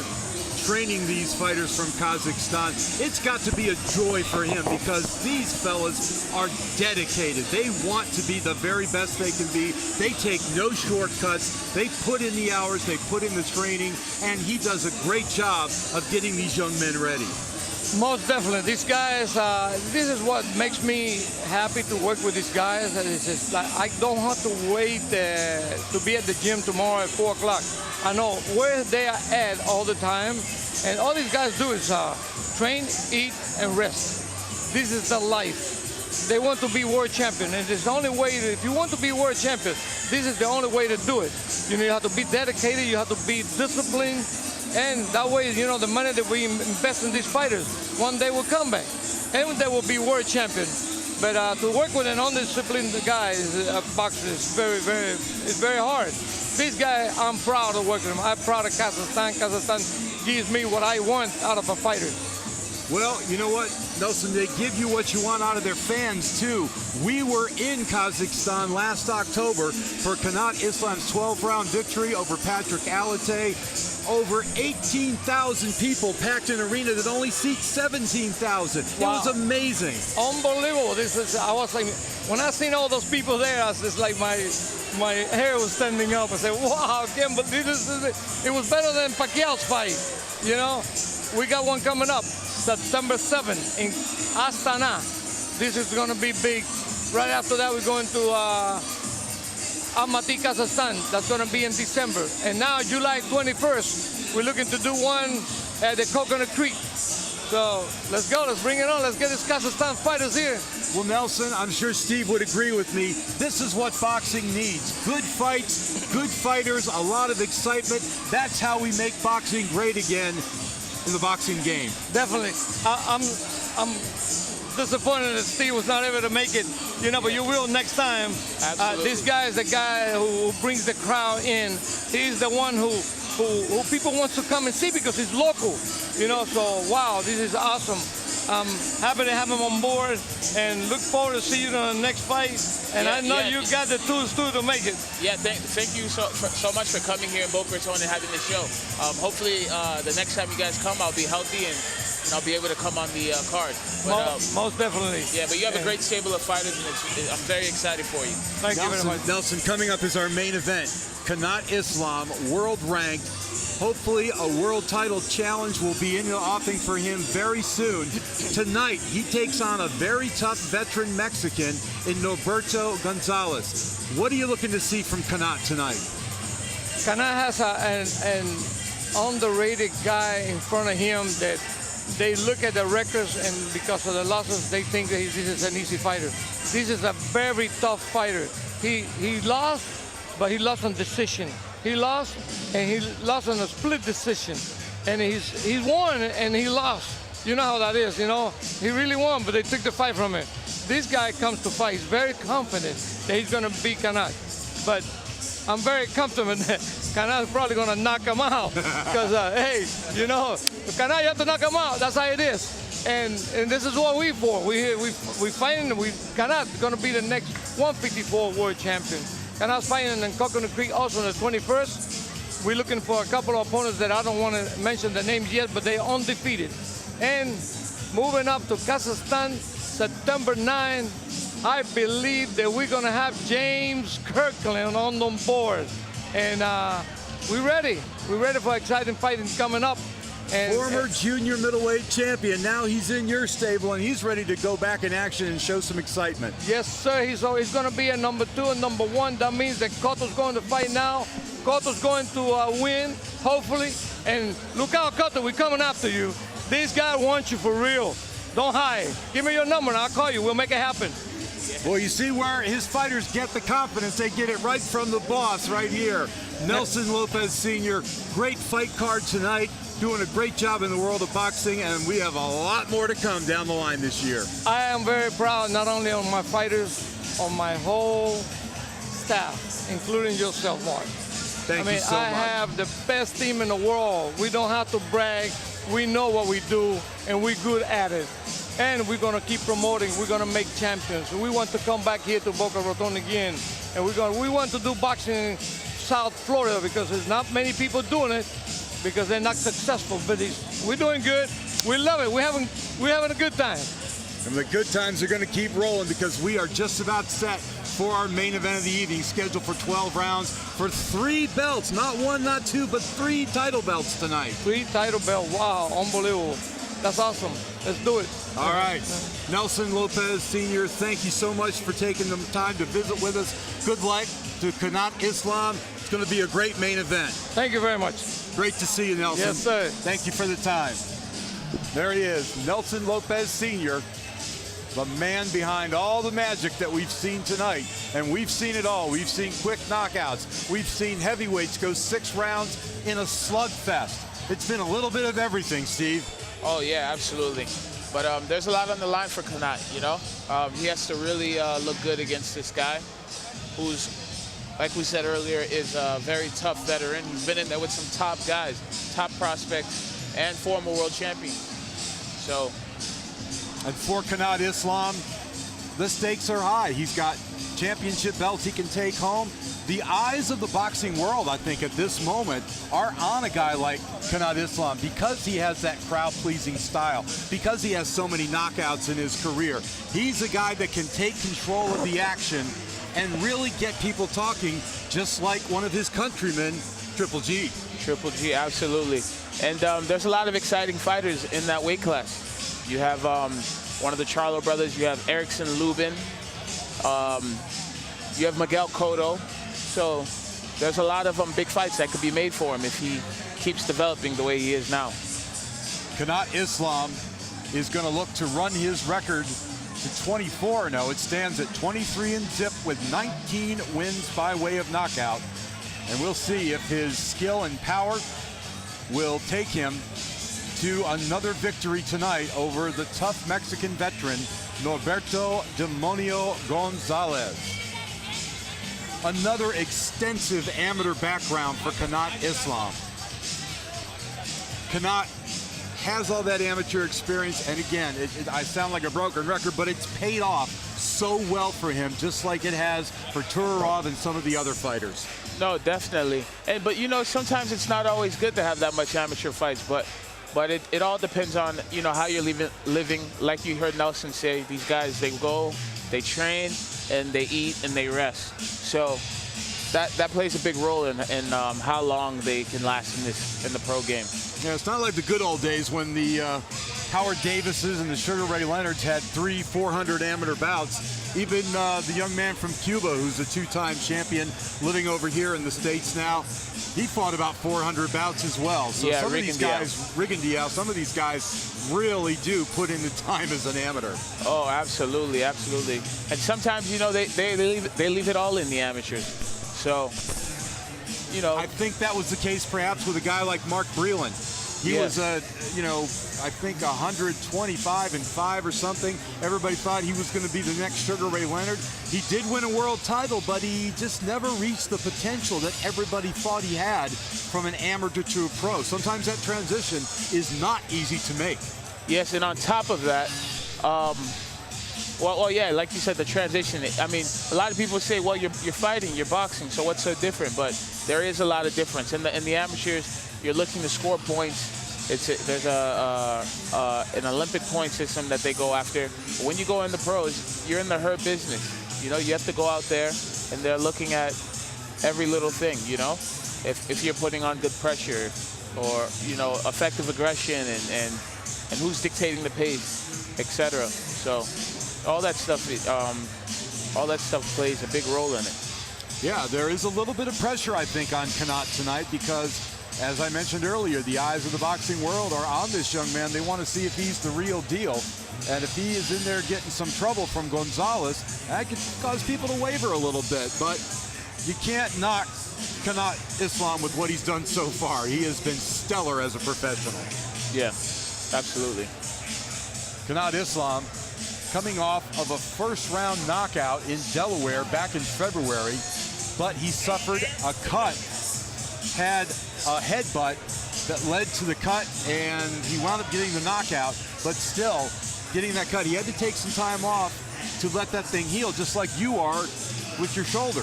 Absolutely. And you know what? I've had a cut. In my pro debut, I had a cut, and you know, I had to step back for a few months just to make sure it healed correctly. So, you know, he's taking a big risk by taking a fight in between what could possibly be a big fight with Kirkland next. But, you know, you got to stay active, so.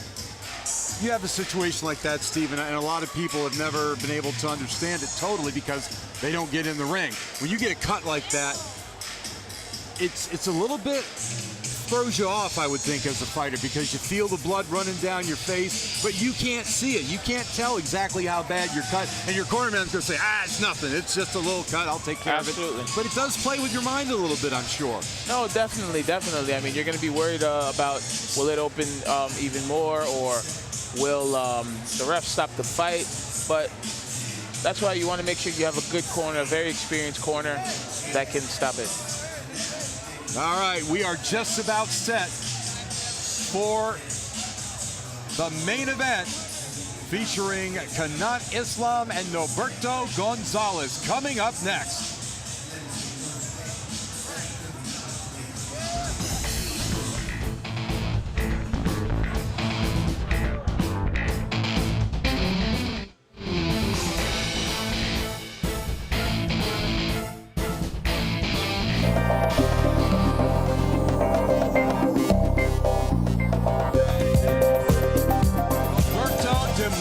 Gonzalez on his way to the ring in this scheduled 12-round junior middleweight bout. Gonzalez looking very loose, very relaxed. He is a veteran, 23 wins, only 8 losses, with 13 of his wins by knockout. So he's a guy that can punch too, Steve. Absolutely. This is going to be a nice little fight for Kanat. He has a lot on the line. He's number 4 in the WBA, number 13 in the IBF, and number 6 in the WBO. So he has a lot on the line. He has to make sure he keeps on winning because he's right on the doorstep he's knocking on the doorstep of becoming a world champion. You can see some of the representatives from the various organizations holding those championship bouts. And ladies and gentlemen, his undefeated opponent, hailing from Kazakhstan and Pahuki, Florida. Please welcome Kanat Islam.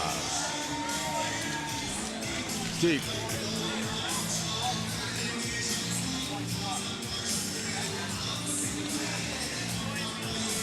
All right, Kanat, the Kazakh Islam, into the ring, putting his undefeated record of 23-0 with 19 knockouts on the line, hoping for a world title opportunity, perhaps in his native country of Kazakhstan later this year. But first, he's got to get through this tough Mexican, Norberto Demonio Gonzalez.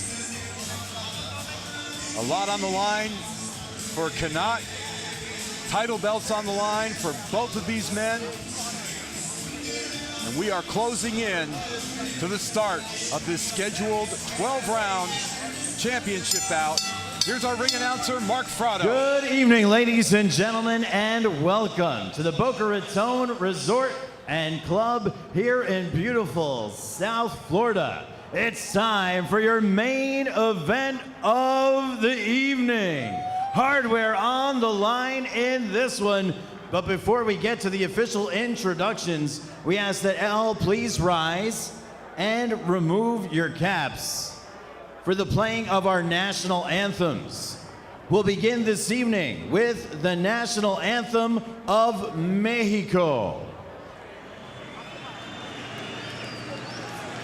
Mexicanos al grito de guerra, el acero aprestad y el bridón, y retiembla en sus centros la tierra al sonoro rugir del cañón.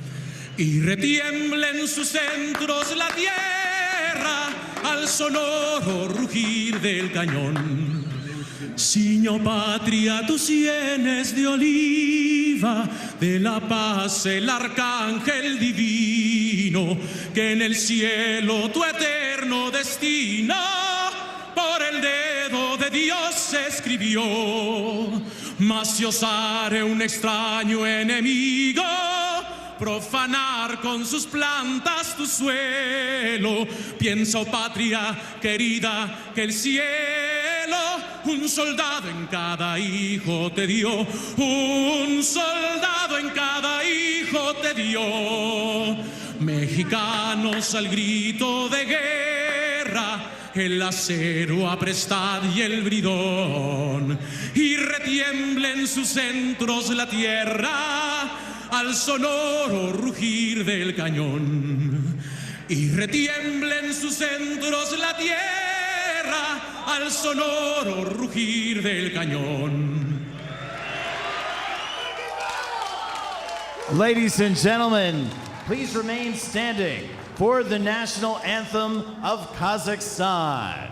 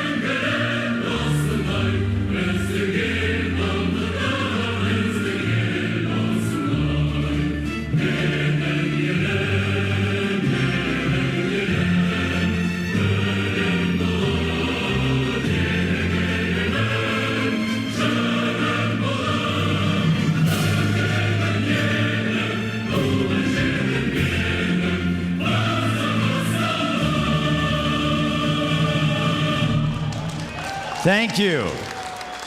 And now, ladies and gentlemen, as we open Memorial Day weekend here across these United States, we take a moment to remember our active servicemen and women, as well as those who have made the ultimate sacrifice on the altar of freedom. Here to perform our Star-Spangled Banner, please welcome artist, instrumentalist, and dancer as she makes her way to the center of the ring, Jules.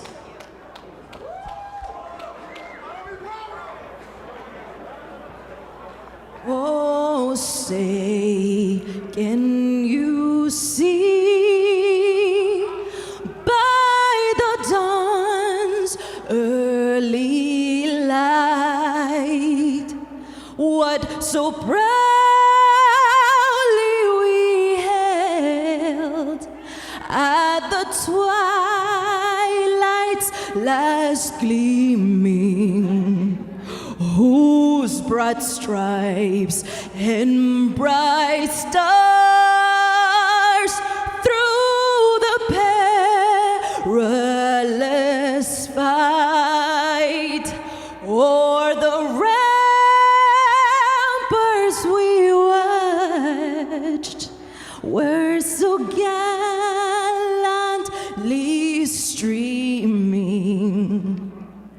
and the rocket's red glare, the bombs bursting in air, gave proof through the night that our flag was still there. Oh,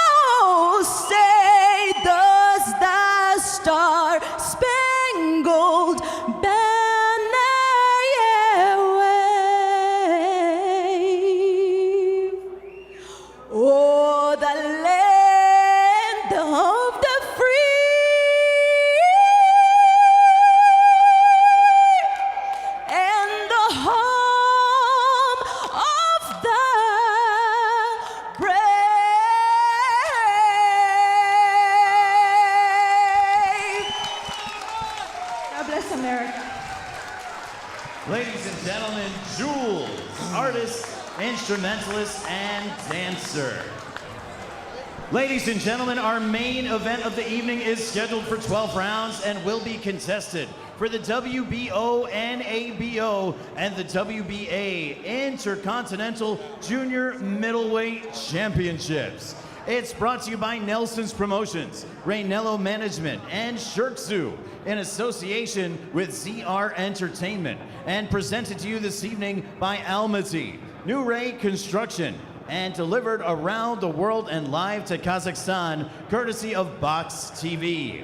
The main event is sanctioned by the World Boxing Organization. Joining us this evening is WBO President Francisco Paco Valcarcel. And joining us in the ring is Supervisor Joe Hernandez. It's also sanctioned by the World Boxing Association. And joining us here in the ring is Supervisor George Martinez. The bout is sanctioned by the Florida State Athletic Commission. Once again, the commissioners are Dr. Mark Williams, the chair, Dr. Wayne Kearney, Marco Lopez, and Terso Martinez. The executive director is Paul Waters. The assistant executive director is Frank Gentile. The judges for our main event this evening are Rocky Young, Toby Tamarkin, and Mark Streisand. And controlling the action at the sound of the bell, your championship referee this evening is Frank Santori Jr. And now, ladies and gentlemen, once again live from Boca Raton, Florida, 12 rounds for the WBO, NABO, and the WBA Intercontinental Junior Middleweight Championships. Live from South Florida, it's go time! Introducing first, fighting out of the red corner. He weighed in at an even and ready 154 pounds. He brings with him an impressive professional record, 23 victories against only 8 defeats, 13 big wins by way of knockout. Wearing black, trimmed with gold, desde Nueva León, Mexico. Damas y caballeros, presentando Norberto Demonio Gonzalez.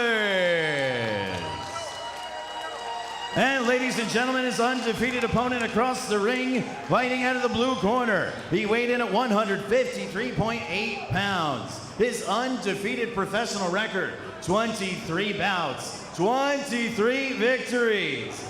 19 coming by way of knockout. Wearing the sky blue, white, and gold of Kazakhstan. Now living, training, and fighting out of Pauqui, Florida. He's the reigning WBA Fede Latin and WBO Intercontinental Super Welterweight Champion. He's currently ranked number 4 in the world by the WBA, number 6 by the WBO. Ladies and gentlemen, Kanat Kazakhstan.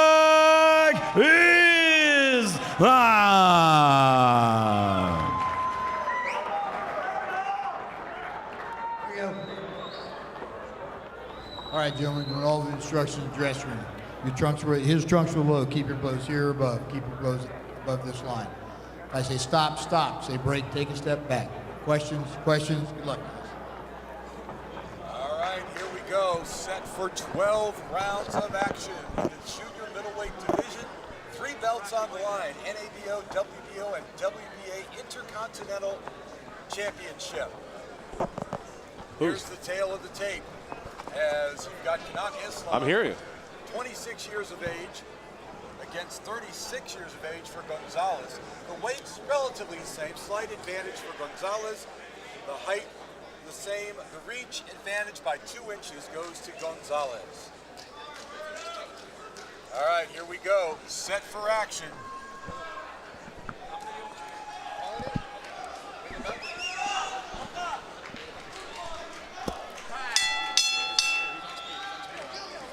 All right, here we go. Scheduled for 12. This is round 1.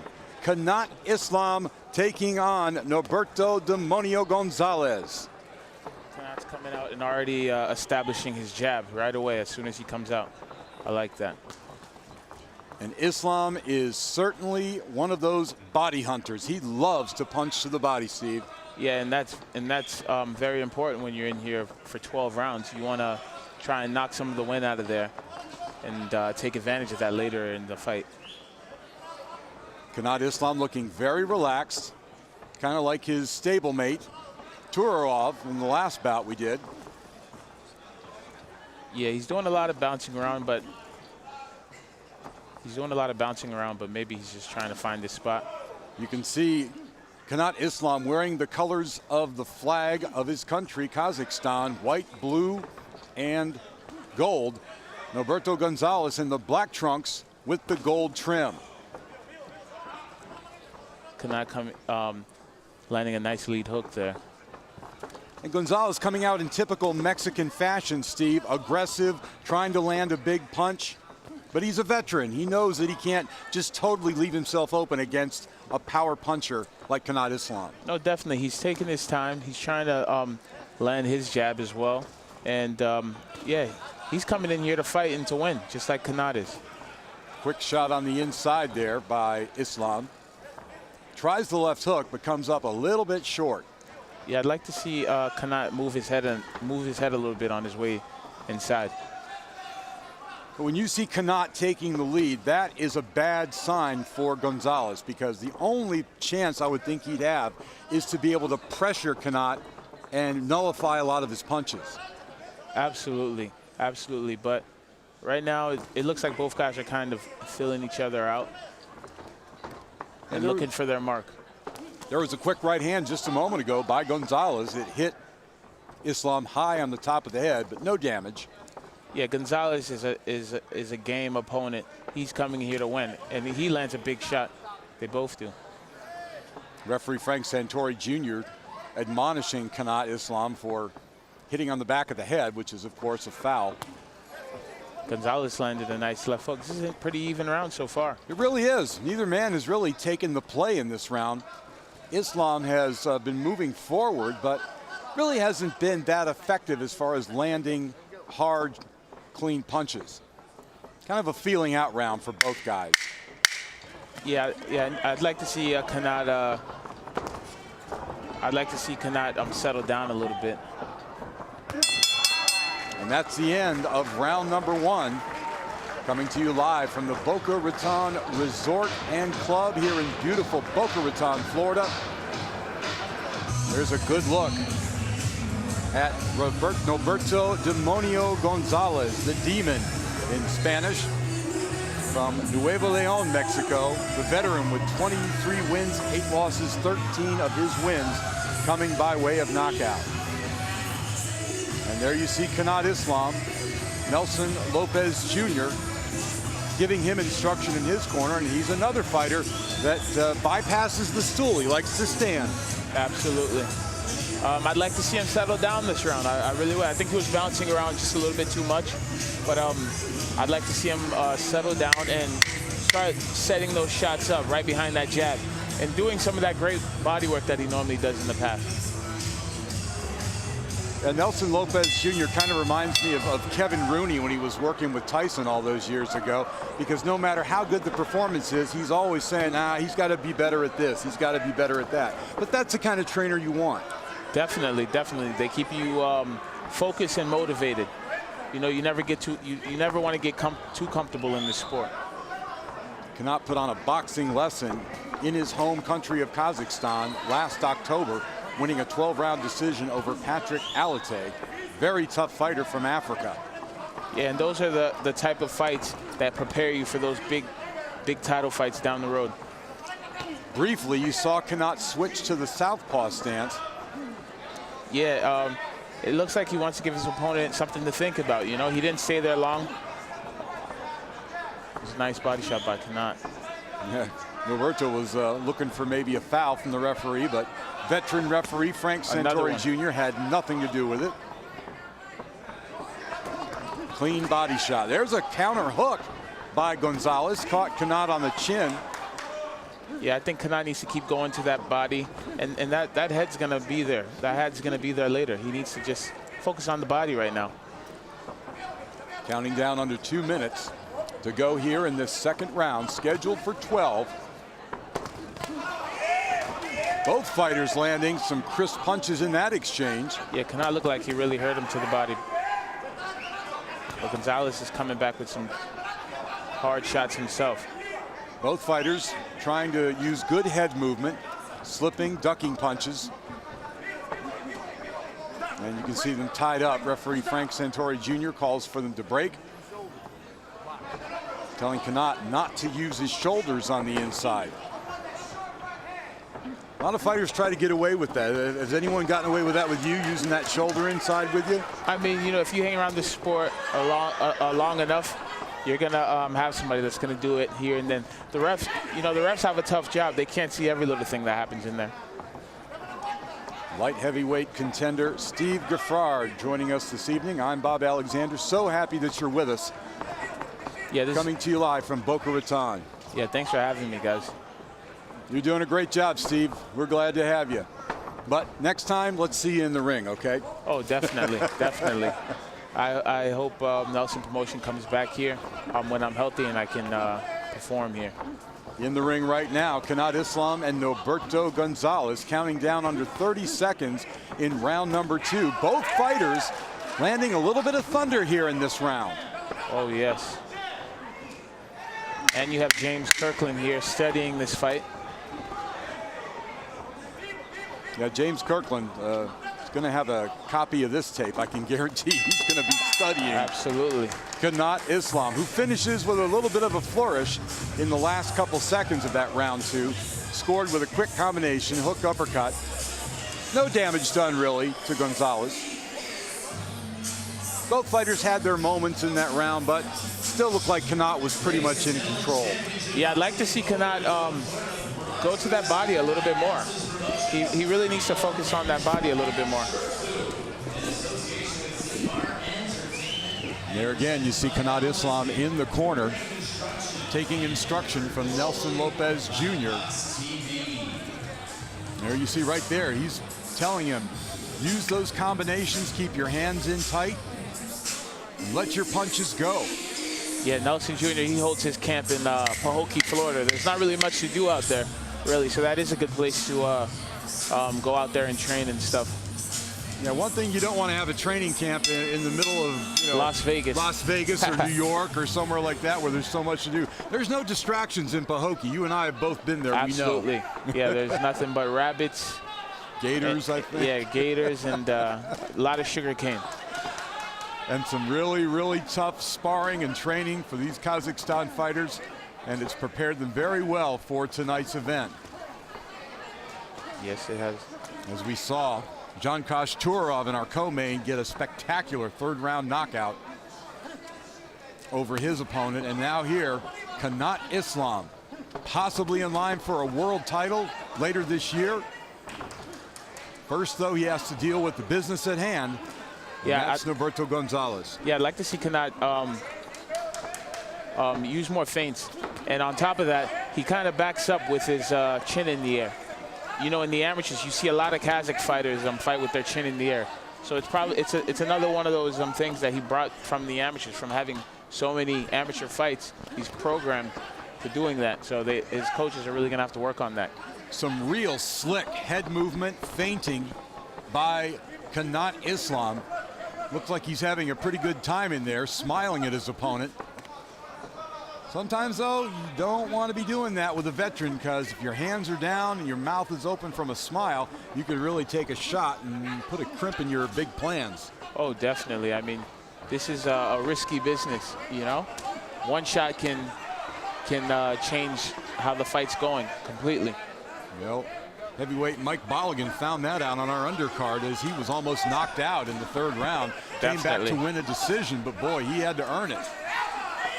Kanat's going to really need to pick his hands up. I mean, his hands are a little too low for my liking, but that was a great body shot. That was a great left hook to the body. That's really his signature punch, is that left hook to the body. Then he'll come up with a right hand and a left hook. But another straight right to the body. That left hook to the body, man, I tell you, he really puts hurt on people. Yeah. In 12-round fights, he's got to keep doing that right now early. Invest early, and then he can worry about the head. There's a little shot to the head, little left hook that landed flush, but not a whole lot of power on it. Yeah, I don't really like when fighters keep their hands so low like that. But Kanat's not really a one-punch knockout fighter. He's the kind of a fighter that breaks you down, you know? He invests in that body, and then later on in the fight, he gets you out. But he does have 19 knockouts, though. So he does a good job at breaking these guys down. Referee Frank Santori. Frank Santori Jr. doing a good job stepping in and warning Kanat for a low blow. And that is the end of an active round number 3. Well, coming up later this summer, June 24th, 25th, and 26th in Tampa, Florida, it's the Florida Boxing Hall of Fame with year number 8 of their induction. Some great inductees that will be put in, including former heavyweight champion of the world, Michael Moore. We've got former junior middleweight champion, Winky Wright. Charles J., the great media guy, is here tonight. He's one of our guests. You see Frank Santori Jr. in the ring refereeing this bout. He fought Sugar Ray Leonard back in the day when Leonard was in his prime. Was a great amateur fighter. He's been a great referee. Frank Santori Jr. was also inducted in the Hall of Fame 2 years ago. So we invite anybody that wants to come and enjoy a full weekend of boxing action with some greats. You come to www.floridaboxinghalloffame.com for all the information. All right, here we go. Round number 4, scheduled for 12. Kanat comes out pumping that jab. I like that. He's a fighter, Steve, that just gets more active as the fight wears on. It just seems every round he picks up his punching output more as he goes, and that's what he's got to do to wear down Roberto Gonzalez. Yeah, and he puts a lot of educated pressure, is what I like to call it, on these guys. He's always in their face, and he's always throwing something. It's not always a hard shot, but it's there. It's touching you. And again, Roberto Gonzalez, that wily veteran, throwing a couple counters there, just giving something Kanat to think about. Right hand to the body by Gonzalez does not appear to phase Kanat Islam. Islam 23-0, 19 knockouts. Yeah, Islam. Oh, it looks like there was a headbutt there, possibly. Yeah, and that's exactly what caused the problem for Kanat in his last fight.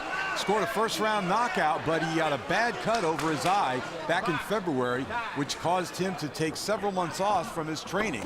His first action tonight since that cut. Yeah, he really needs to be careful with that head. There you see Kanat opening up with a nice-looking combination. Didn't land everything flush, but that's the kind of punches that Islam throws as the fight moves on. Yeah, oh, great left hook. Nice left hook that time. He looks like another left hook. He looks like he's starting to break Gonzalez down. Yeah, his punch output is starting to up, and he's also putting more power behind his shots at this point. Just over a minute to go in the 4th round. A big right hand that time by Kanat Islam. Yeah, and he's backing Gonzalez up, so he's making him have to use his legs. That's gonna be a big factor later on in the fight if he's still around. Well, I said it before, Steve, in one of our undercard fights. If you see a Mexican fighter backing up, that's a bad sign for him. Mexican fighters are pressure fighters. Absolutely, absolutely. Kanat, I think you heard him a little bit earlier there to the body. Again, beautiful defensive work by Kanat Islam, slipping punches and then letting a left hook go at the end of Gonzalez's attempt for a combination. Under 30 seconds to go in round number 4. Yeah, Kanat is finally starting to find his target there with both hands. It looks like Gonzalez's face is starting to bust up a little bit. Now that steady jab is coming. Shot hurt. After the body shot, the jab is coming 2 and 3 at a time. Kanat Islam taking full control of this bout at the end of round number 4. Boy, you can see the redness, the swelling on the face of Roberto Gonzalez as he took quite a battering in that 4th round. Yeah, that was some great body work by Kanat. All right, some of the action in that round coming up. Steve, take it away. Yeah, you see over here, Kanat sets everything up with the jab and then goes down to the body. You know, his shots are not all major power punches, but he touches you, and then boom, when you least expect it, he comes to the body. Gonzalez lands a nice left hook there. See, he faked with that jab and came with that straight right. Yeah, when you get that steady jab, Steve, in an opponent's face, it just throws him off his game plan. He has to deal with something that he doesn't want to deal with, and that opens up everything else. The jab is so key. Yes, and especially when you have a guy like Gonzalez, I mean, who's used to coming forward. And also, Gonzalez is backing straight up to the ropes, so Kanat can use that to get him on the ropes and start working the body some more. Bob Alexander and Steve Giffard, light heavyweight contender, bringing you the action tonight from the Boca Raton Resort and Club in Boca Raton, Florida. Kanat Islam moving into the 5th round, scheduled for 12. 3 belts on the line this evening, the NABO and WBO junior middleweight and the WBA Intercontinental Junior Middleweight Championships. Oh, great left hook to the body and then back to the head with Kanat. I like that shot that he just threw there. He's mixing it up. This is so reminiscent of the performance against Patrick Alate back in October of last year in Kanat's native Kazakhstan. Started a little slow, and then the punches began to flow, and it was body, head, body, head, body, head all night long. Yeah, Kanat knows that he's in control, and he's doing what he wants right now. I'd like to see him use a little bit more angles after some of those combinations. Yeah, because he's going to get a lot more in return from a guy like James Kirkland if they ever do face off in the ring. Oh, yeah. Than he's getting tonight from Gonzalez. Definitely. With a guy like Kirkland, he's definitely going to have to use his angles. He's going to have to keep his hands up. You can't get careless with a guy like that, or else he'll really be in trouble. He is starting to work some beautiful combinations, though, as we're just over a minute left in the 5th round. Islam in full control of this one, starting to really open up. And there again, you see Gonzalez complaining about the butt, and that's a dangerous move right there. Yeah, Gonzalez looks like he might be cut over that right eye. But you never stop the action, Steve, when it comes to a situation like that. Because you drop your hands, you're eligible to get hit. They say protect yourself at all times. When you turn around and complain to the referee, you can take a knockout shot. Oh, yeah, no, definitely. And it's the fight business. Protect yourself at all times. I mean, we've seen that in some major fights where the guy goes to speak with the referee, then he ends up getting clocked for not paying attention. And you see Dr. Jerry Obed, one of the ringside physicians here this evening in the state of Florida. That cut's in a bad spot right over the eye. And it's flowing. It really is flowing some blood. So it's going to be interesting to see what Frank Santori Jr. rules here. Was it an accidental headbutt? Was it a punch? That's going to go a long way in determining what happens in this fight. It looked like it was an accidental headbutt.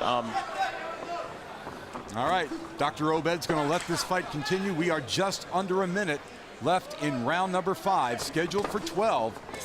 Roberto Gonzalez is cut and bleeding, but he's very game. He's trying to stand in there and slug with Kanat Islam. Really, it's his only chance. Yeah, and if I'm Kanat in this situation, I'm gonna get that left jab pumping, and I'm gonna work on that cut. I'm gonna keep working on that cut. That cut is over the right eye of Gonzalez, and that is a dangerous spot because that blood can flow into the eye and cause the blindness for the fighter who's cut. Now, there's 2 warnings against Kanat Islam, presumably for a low blow. One more low blow, and Frank Santori Jr. just may well take a point away. Yeah, he's gonna have to really be cautious there. When you get warned like that, it kind of does something to you mentally, especially if you're already landing great shots and doing nice works to the body. Kind of messes with you. You can see the kind of disgusted look on the face of Roberto Gonzalez. He knows he has a bad cut. He's been hit a couple times low, so he is a bit frustrated right now. But the question is, does he have the proper cut man in his corner to stop that cut. It's not so much what you use on it, Steve. It's the pressure you put on it. Absolutely, the pressure, and also who is your cut man, you know, because your cut man, you have to make sure he has some experience with it, because you only have a minute to patch that up. Less than a minute. I mean, you're going to take away some seconds when they're walking into the ring. So it's pretty amazing what they do. Everybody has a very important job when it comes to being in that corner.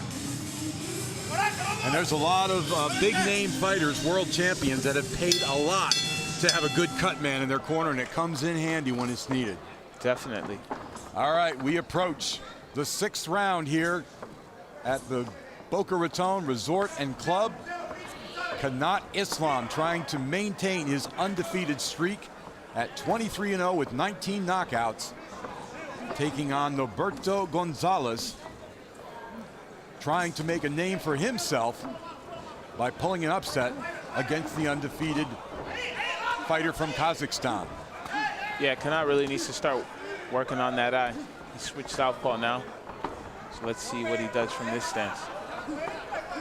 Does that really work, Steve? I mean, you see a lot of fighters do it, but they don't seem to stick with it. Yeah, I mean, it does. It gives the fight. It gives you know, it gives you something to think about right there. You know, you're like, whoa, what's going on here? So sometimes you see him do it just to try and confuse their opponent, maybe even buy time. But right now, it doesn't look like Kanat needs to buy time. He's doing whatever he wants in here. No, he's totally in control. He can land whatever he wants to the head and to the body. He's got a cut fighter in front of him.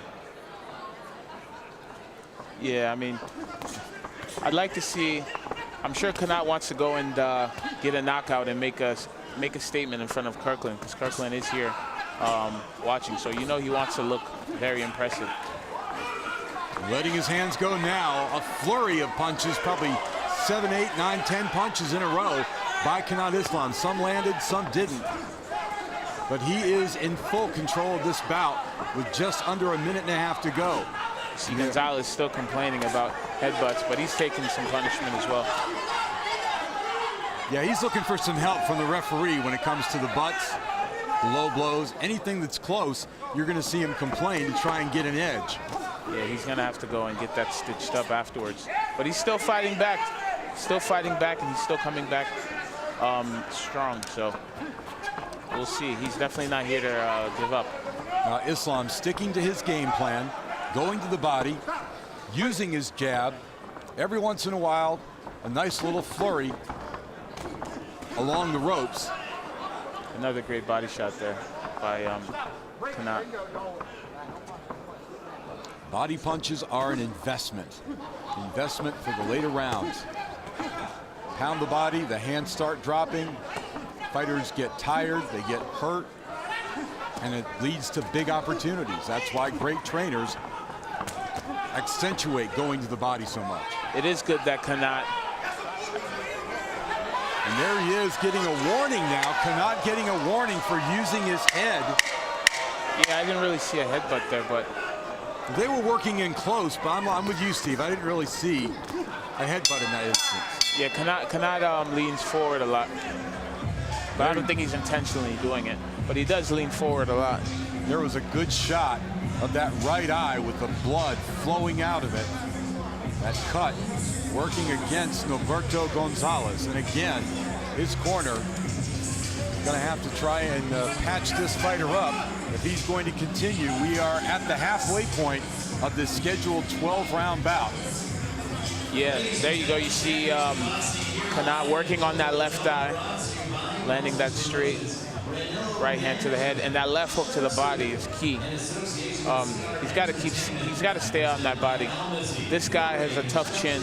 I think the body's going to be what sets up the knockout later. It's good that Kanat's getting the rounds, but I think he wants the knockout to make a statement tonight, especially in front of James Kirkland. Well, he went 12 rounds last October, one-round knockout win in February of this year, and Kanat Islam now moving into the second half of a scheduled 12-round bout. NABO, WBO, and WBA junior middleweight intercontinental championships at stake. I'd like to see Kanat really step it up this half of the fight and get this guy out of here, you know? Islam, at this point, got to be well ahead on all the judges' cards. Absolutely, I have him ahead. Gonzalez game, hanging in there. Every once in a while, he'll answer with a flurry of his own. But for the most part, Kanat is able to do pretty much what he wants in there. Oh, yes, absolutely. There's a quick jab by Norberto Gonzalez.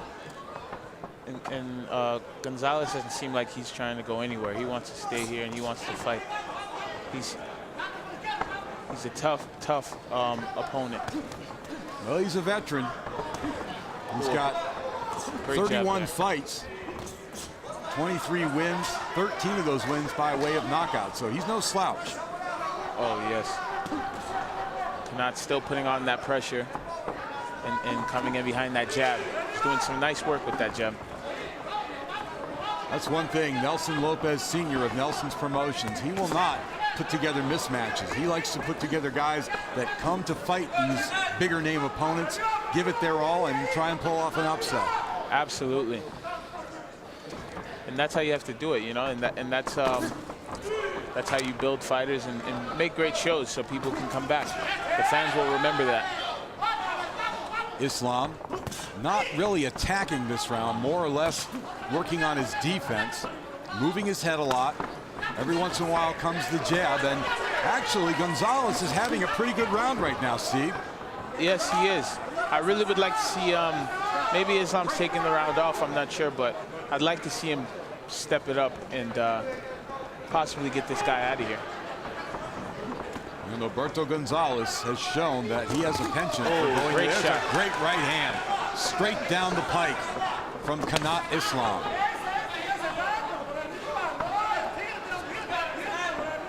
One of the better punches of the night for Kanat. Yes, he's back on his toes. He's still bouncing, giving him a different look. Oh, nice right hand by Norberto Gonzalez. Yeah, Gonzalez looks like he's getting a little bit stronger as the rounds go on as well. That's a good round for him. Kanat perhaps taking this round off. I would say it's most definitely the best round of the fight so far for Norberto Gonzalez. Absolutely. That's the end of round number 6. Yeah, Kanat, I think he's getting a little too comfortable in there. He needs to, he really needs to step it up this half. I know he's winning all these rounds pretty much already, but you know, you have Kirkland here who's watching. You have all the other champions who's also watching because that are in the division. So he has a lot at stake here, and he really needs to look good. He needs to win, but he has to look good doing so.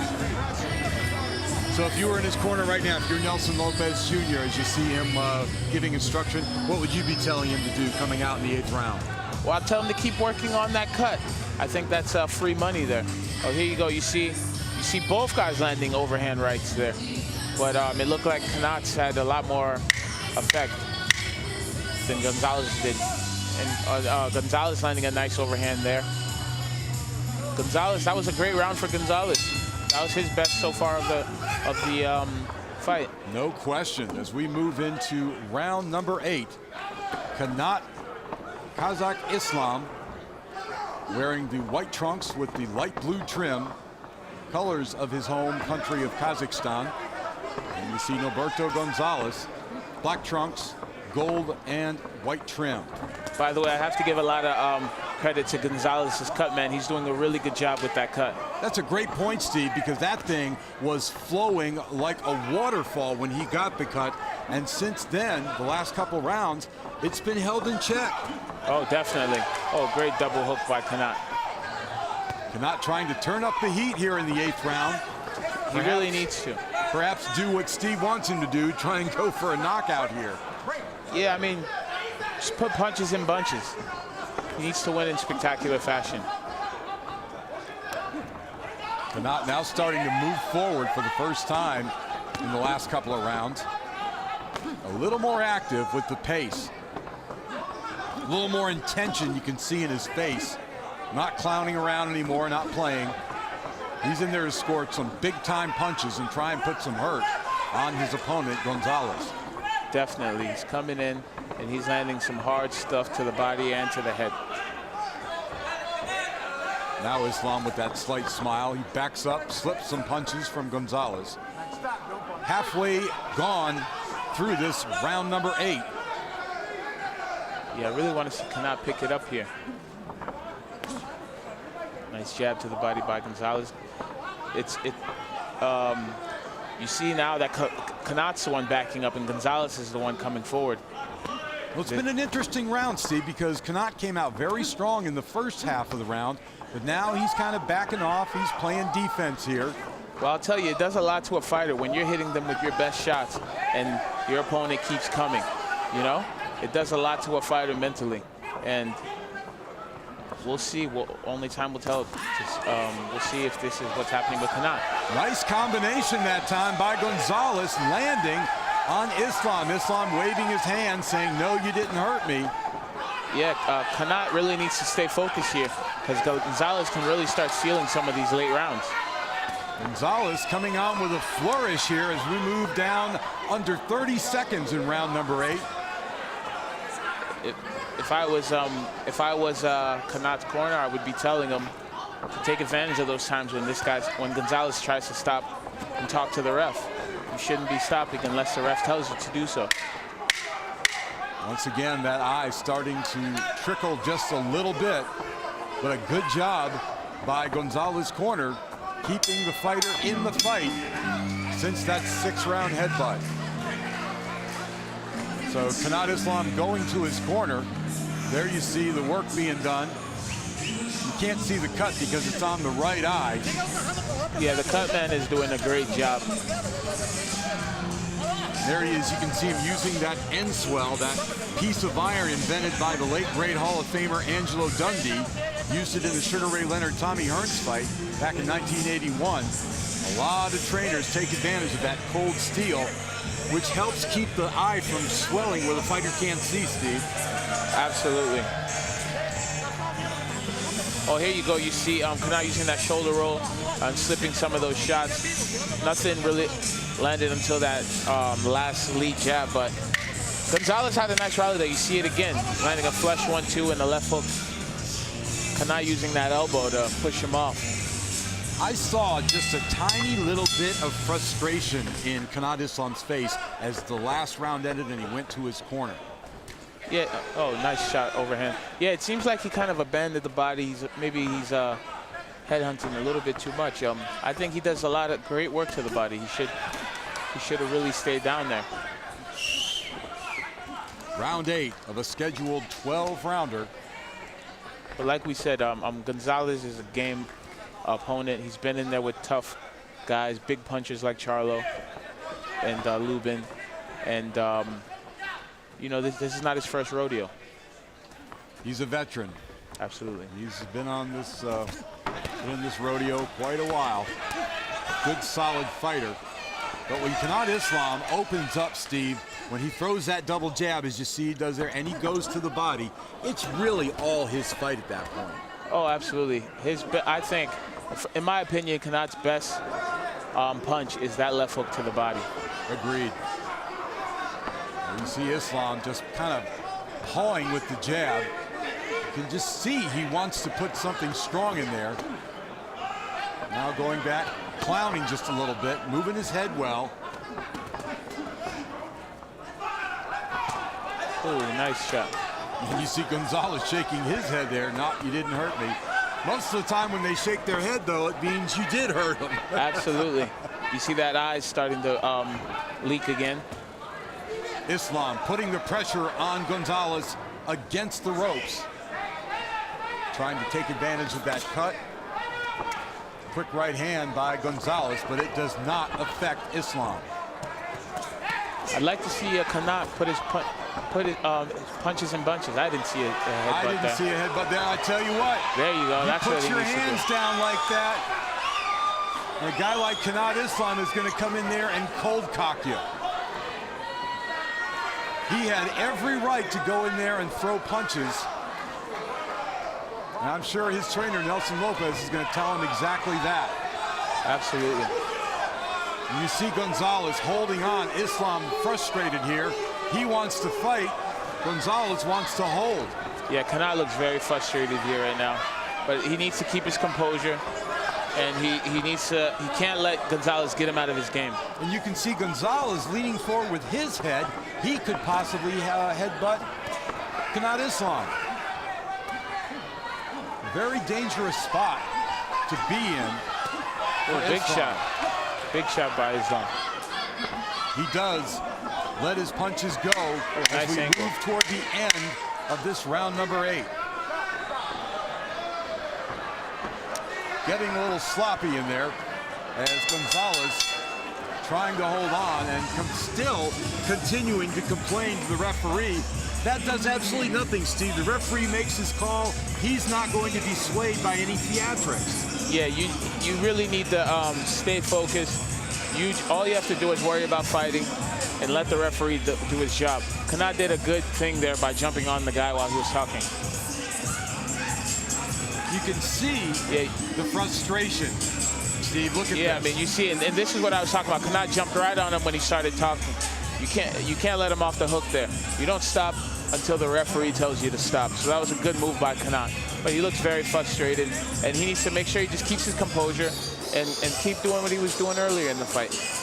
You remember some of the frustration in the fight with Floyd Mayweather not too many years ago. His opponent was upset about something, dropped his hands to complain to the referee, and Floyd laid him out, put him down and out, and that was it. Oh, yeah, absolutely. Protect yourself at all times. That's the name of the game. And looking into the corner of Norberto Gonzalez, and perhaps the corner might be thinking of calling a halt to this bout. Frank Santori Jr., the referee, calls time so Dr. Jerry Obed of the Florida State Boxing Commission can take a look at that cut and determine whether or not Gonzalez can see to protect himself. That's the big issue here. Absolutely. And it appears Dr. Obed is going to let the fight continue. So here we go. Round 10 of 12.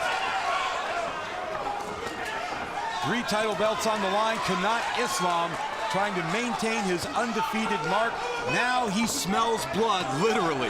Yes, and this is what I wanted him to do about a round or two ago. I wanted him to pick up the pace and make a statement. And that's what he's looking to do now.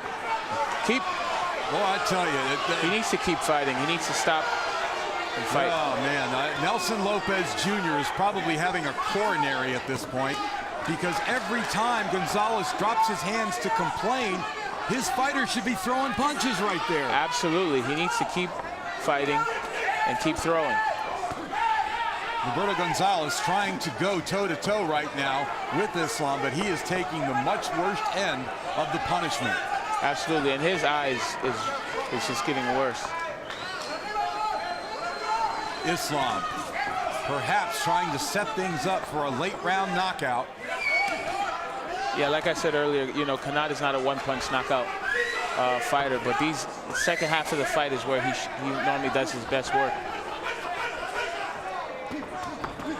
That blood flowing again.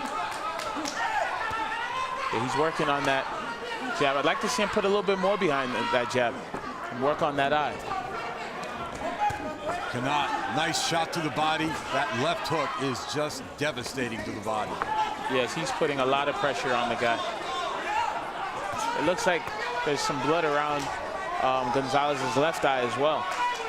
Yeah, his face, I mean, you want to talk about punishment. You can just see it all over the face of Norberto Gonzalez. You know, at this point, his corner needs to think, is it really worth it to let him keep taking this type of punishment? He's lost almost all the rounds. They really have to think about that, you know? Do they really want him taking any more shots like this? Yeah, his face is just crimson at this point, Steve. Yeah, I hate to see the guys take punishment like this. But there's so much pride, especially with these Mexican fighters. If they can go the distance, sometimes that's just as good as winning the fight to them. And a lot of the times, too, the journeymen, this is how they feed their family. So if they do get stopped, they get a suspension, maybe a 30, 60, 90-day suspension. So that's taking food off the table for their family. So they come in and they're trying to win as well. Counting down toward the last 30 seconds of this 10th round, Kanat Islam covered in blood, but it's not his, it's his opponent's.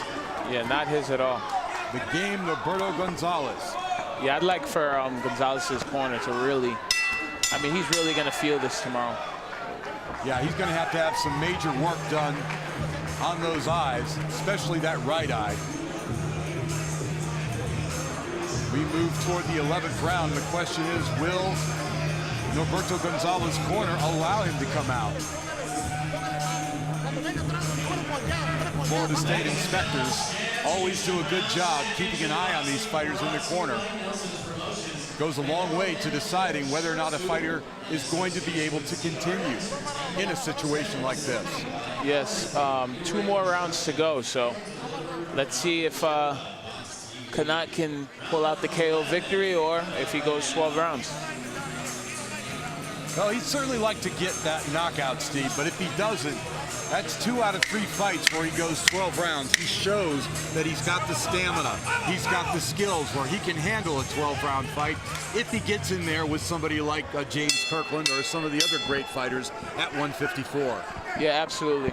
But I'd like, when he goes back home, hopefully Nelson can, you know, work on tighten up his defense a little bit, because when you go in there with a guy like Kirkland, you don't want to have your hands down here by your chest and getting hit with careless shots. Because he's a big puncher, and he's going to be right in your face the whole fight. And you saw referee Frank Santori Jr. once again taking a look at that bad right eye cut to make sure that Gonzalez is fit to continue here. Big right hand over the top by Kanat Islam. There's that left hook to the body again and again, Steve. Great work. He needs to mix it up. Body, head, body, head. Gonzalez game, trying to answer with an uppercut, but nothing really getting through the defense of Kanat Islam.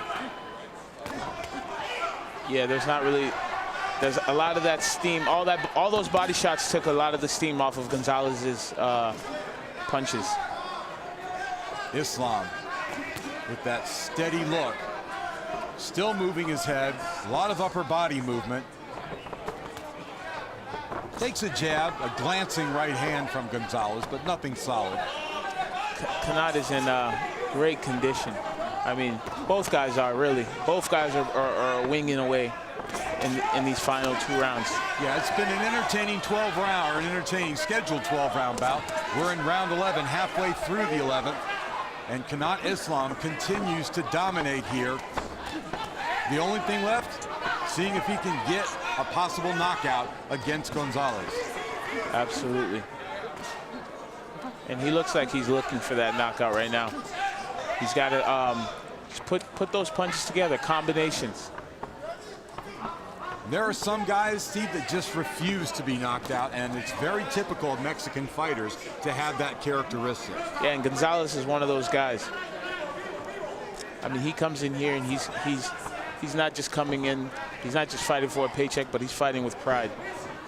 Under a minute to go now in the 11th round, scheduled for 12. Islam trying to put the pressure on. He goes with the jab, goes with the right hand, comes up a little short. Good defense actually right here by Gonzalez, but it is Islam in total charge. Now you're going to get a admonishment by Frank Santori Jr. for an elbow. Gonzalez short with the right hand, tried to throw it over the top, again missing with the right hand. 10 seconds to go in this 11th round as Kanat Islam seeks to remain undefeated and move his record to 24-0. That was a good round, another good round for Kanat. Last round, let's see what he does this last round. Let's see if he wants to play it safe or if he wants to just go for the knockout. At this point, I think Kanat doesn't think Gonzalez can hurt him. Gonzalez hasn't really landed anything significant this whole fight, so. And when he has landed something, Steve, it just hasn't bothered Kanat at all. He hasn't moved backwards because of a big right hand one time in this fight. Yeah, Kanat's pretty much been able to do whatever he wants this whole fight. So Kanat Islam is 3 minutes away from more than likely keeping his undefeated record and taking home 3 more championship belts and adding them to his collection. Islam taking one last deep breath as we are ready for the 12th and final round. Frank Santori Jr. says touch gloves, and here we go. Bob Alexander, Steve Giffard bringing you the action from the Boca Raton Resort and Club. It's been a solid performance for Kanat Islam. As the rounds have moved on, he's taken more and more charge. Let's just see if perhaps he can come up with a combination that might put Gonzalez on the deck. Absolutely. Uh-oh. All right, you're going to see Frank Santori Jr. take a point away from Kanat Islam for using his elbow. Let's see if that... Now we got to figure out, could that possibly affect the scorecards as we head to the end of this 12-round bout? I think that Kanat can afford to lose a point or so. I have him way ahead on my scorecards. Well, the 3 judges in charge of declaring the winner in this bout, Rocky Young, Toby Tamarkin, and Mark Streisand, all veteran judges here in the state of Florida. And it's going to be interesting to see if that point has anything to do with the decision. Yeah, Gonzalez is still winging away, though. He's showing a lot of heart. He's very tough. And, yeah, he's coming in here and he's fighting with Mexican pride. But the clean punches, the effective punches are mostly landed by Islam. Though here, Gonzalez is having a great round. Yes, he is. Gonzalez is having a great round. I mean, this is a true warrior. He has a cut on both eyes, and he's just here, and he's winging away. Well, I know your scorecard has Kanat well ahead, but if you look at this round, if Gonzalez wins this round on the scorecard, he gets a 10-8 round because of that point being taken away. So you never know. We have seen crazy decisions in this sport. Absolutely, and everyone is watching the fight from a different angle.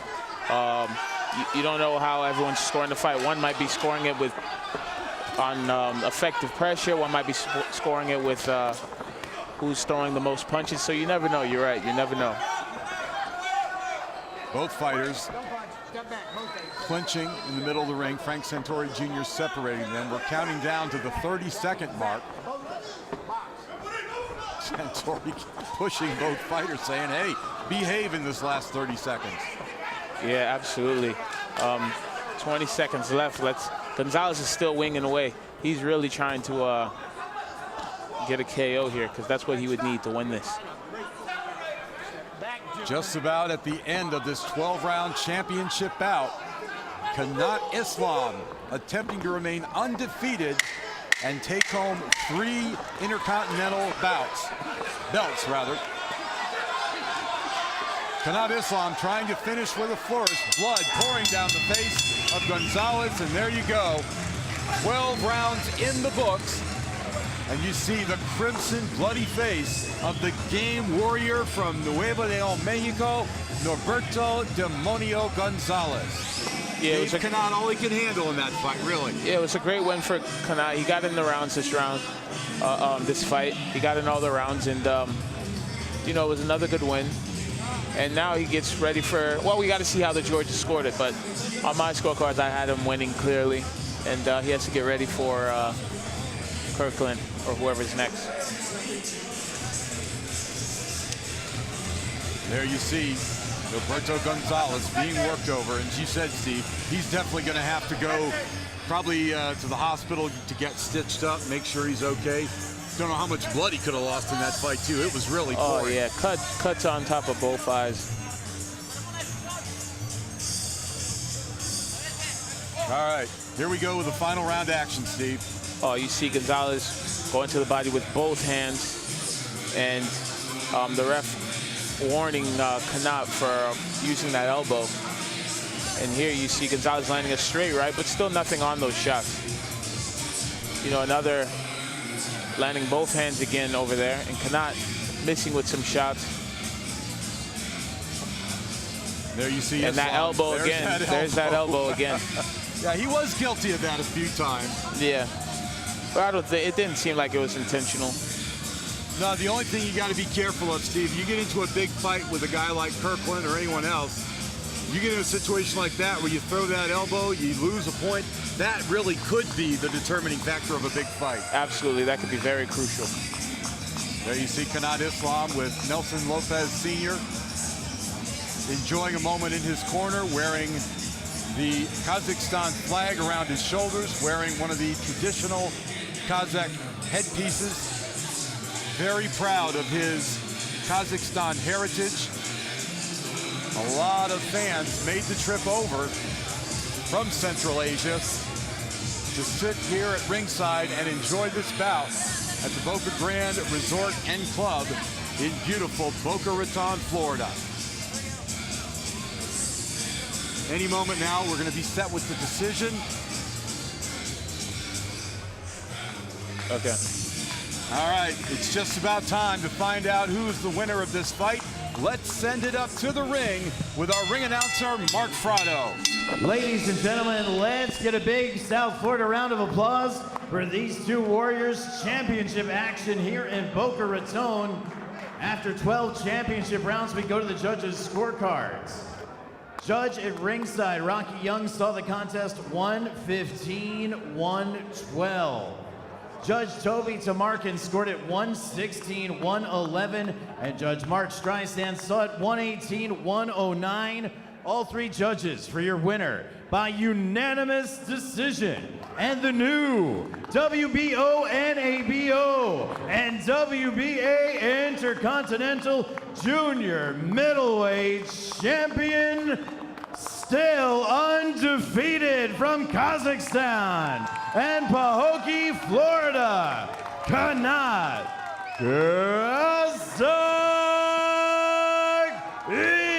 Islam.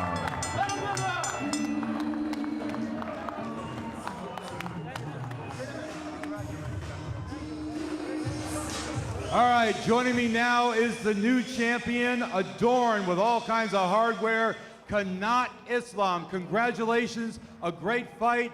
You had all your hands full with Norberto Gonzalez, but you took care of business as the fight went on. You wore him down. Was that your game plan coming in?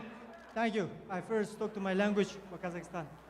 Құрметті қазақстандықтар, мен бұл жеңісімді біздің елбасымыз Нұрсұлтан Назарбаев елбасымызға арнаймын. Еліміз аман болсын, елбасымызбен жеңістерге жете берейік. Алға қазақ елі. Рахмет. Thank you, man. This is for my teamwork. I am work for 12 rounds. You know, I next opponent very strong. I come in 154, fight anyone. I try for my distance, no go to key. This is boxing. This is, you have to learn for move, defense, offense. I try for defense, offense, everything. This is for boxing. This is for next step for my big fight. I am the test myself, you know. Thank you, my coach, my team. I am now work, come back, my country, Kazakhstan. This year, big time for my country, Expo. Everybody, American, welcome to Kazakhstan by Expo. Thank you. Great performance. Let's talk to the man who makes things happen for Nelson's Promotions, Nelson Lopez Sr. Nelson, what were your impressions of your fighter tonight? Well, my impression was, number one, he never sat down the whole fight. He's in good condition. His defense is great. If anybody thinks that wants a piece of this, come on, let's do it. I would like to announce something else. We got in the house, we got James Kirkland. He thinks he wants a piece of this. Let's go, champ. Yes. There's James Kirkland, former junior middleweight champion of the world. He's ready to get back in and mix up some action. What do you think of his performance tonight? He did a fantastic job, and I congratulate him and the other opponent. They got out there and participated and gave it their all. But at the end of the day, if he wants a piece of me, and I would love to have a piece of him, we can definitely make this match happen. It could be one of the fights of the year, Nelson Lopez Sr. You ready to make that happen, maybe? Yes, I think we're gonna do. July 21st, we believe that we're gonna go to Coconut Creek. James Kirkland will fight, Kanat will fight, and both will hopefully will be winners. We fight in Kazakhstan September 9. Again, бүкіл қазақ елі біздің Алматы қаласының әкімі Бауыржан Байбек ағама көп алғысым шексіз осы жол жарысқа қолдау көрсеткен. Және Бауыржан Оспанов ағама алғысым шексіз. Рахмет сіздерге. Алға қазақ ел, алға қазақтар. Congratulations on a great fight. Undefeated still, and we look forward to seeing you in the next couple of months. Go enjoy your victory. Thank you, sir. Coming. Kanat Islam remains undefeated, 24 wins, no losses, 19 wins by way of knockout. A great win and big things ahead later this year for Islam. Tonight's exciting boxing event has been presented by Nelson's Promotions. The executive producer is Brian Ricco. Tonight's event has been produced and directed by Ira Glass. Thank you for joining us from beautiful Boca Raton. Considerations for promotional provided by the Boca Raton Resort and Club here in Boca Raton, Florida. For my partner, Steve Giffard, I'm Bob Alexander saying thank you for being with us from Boca Raton, Florida. Good night, everyone.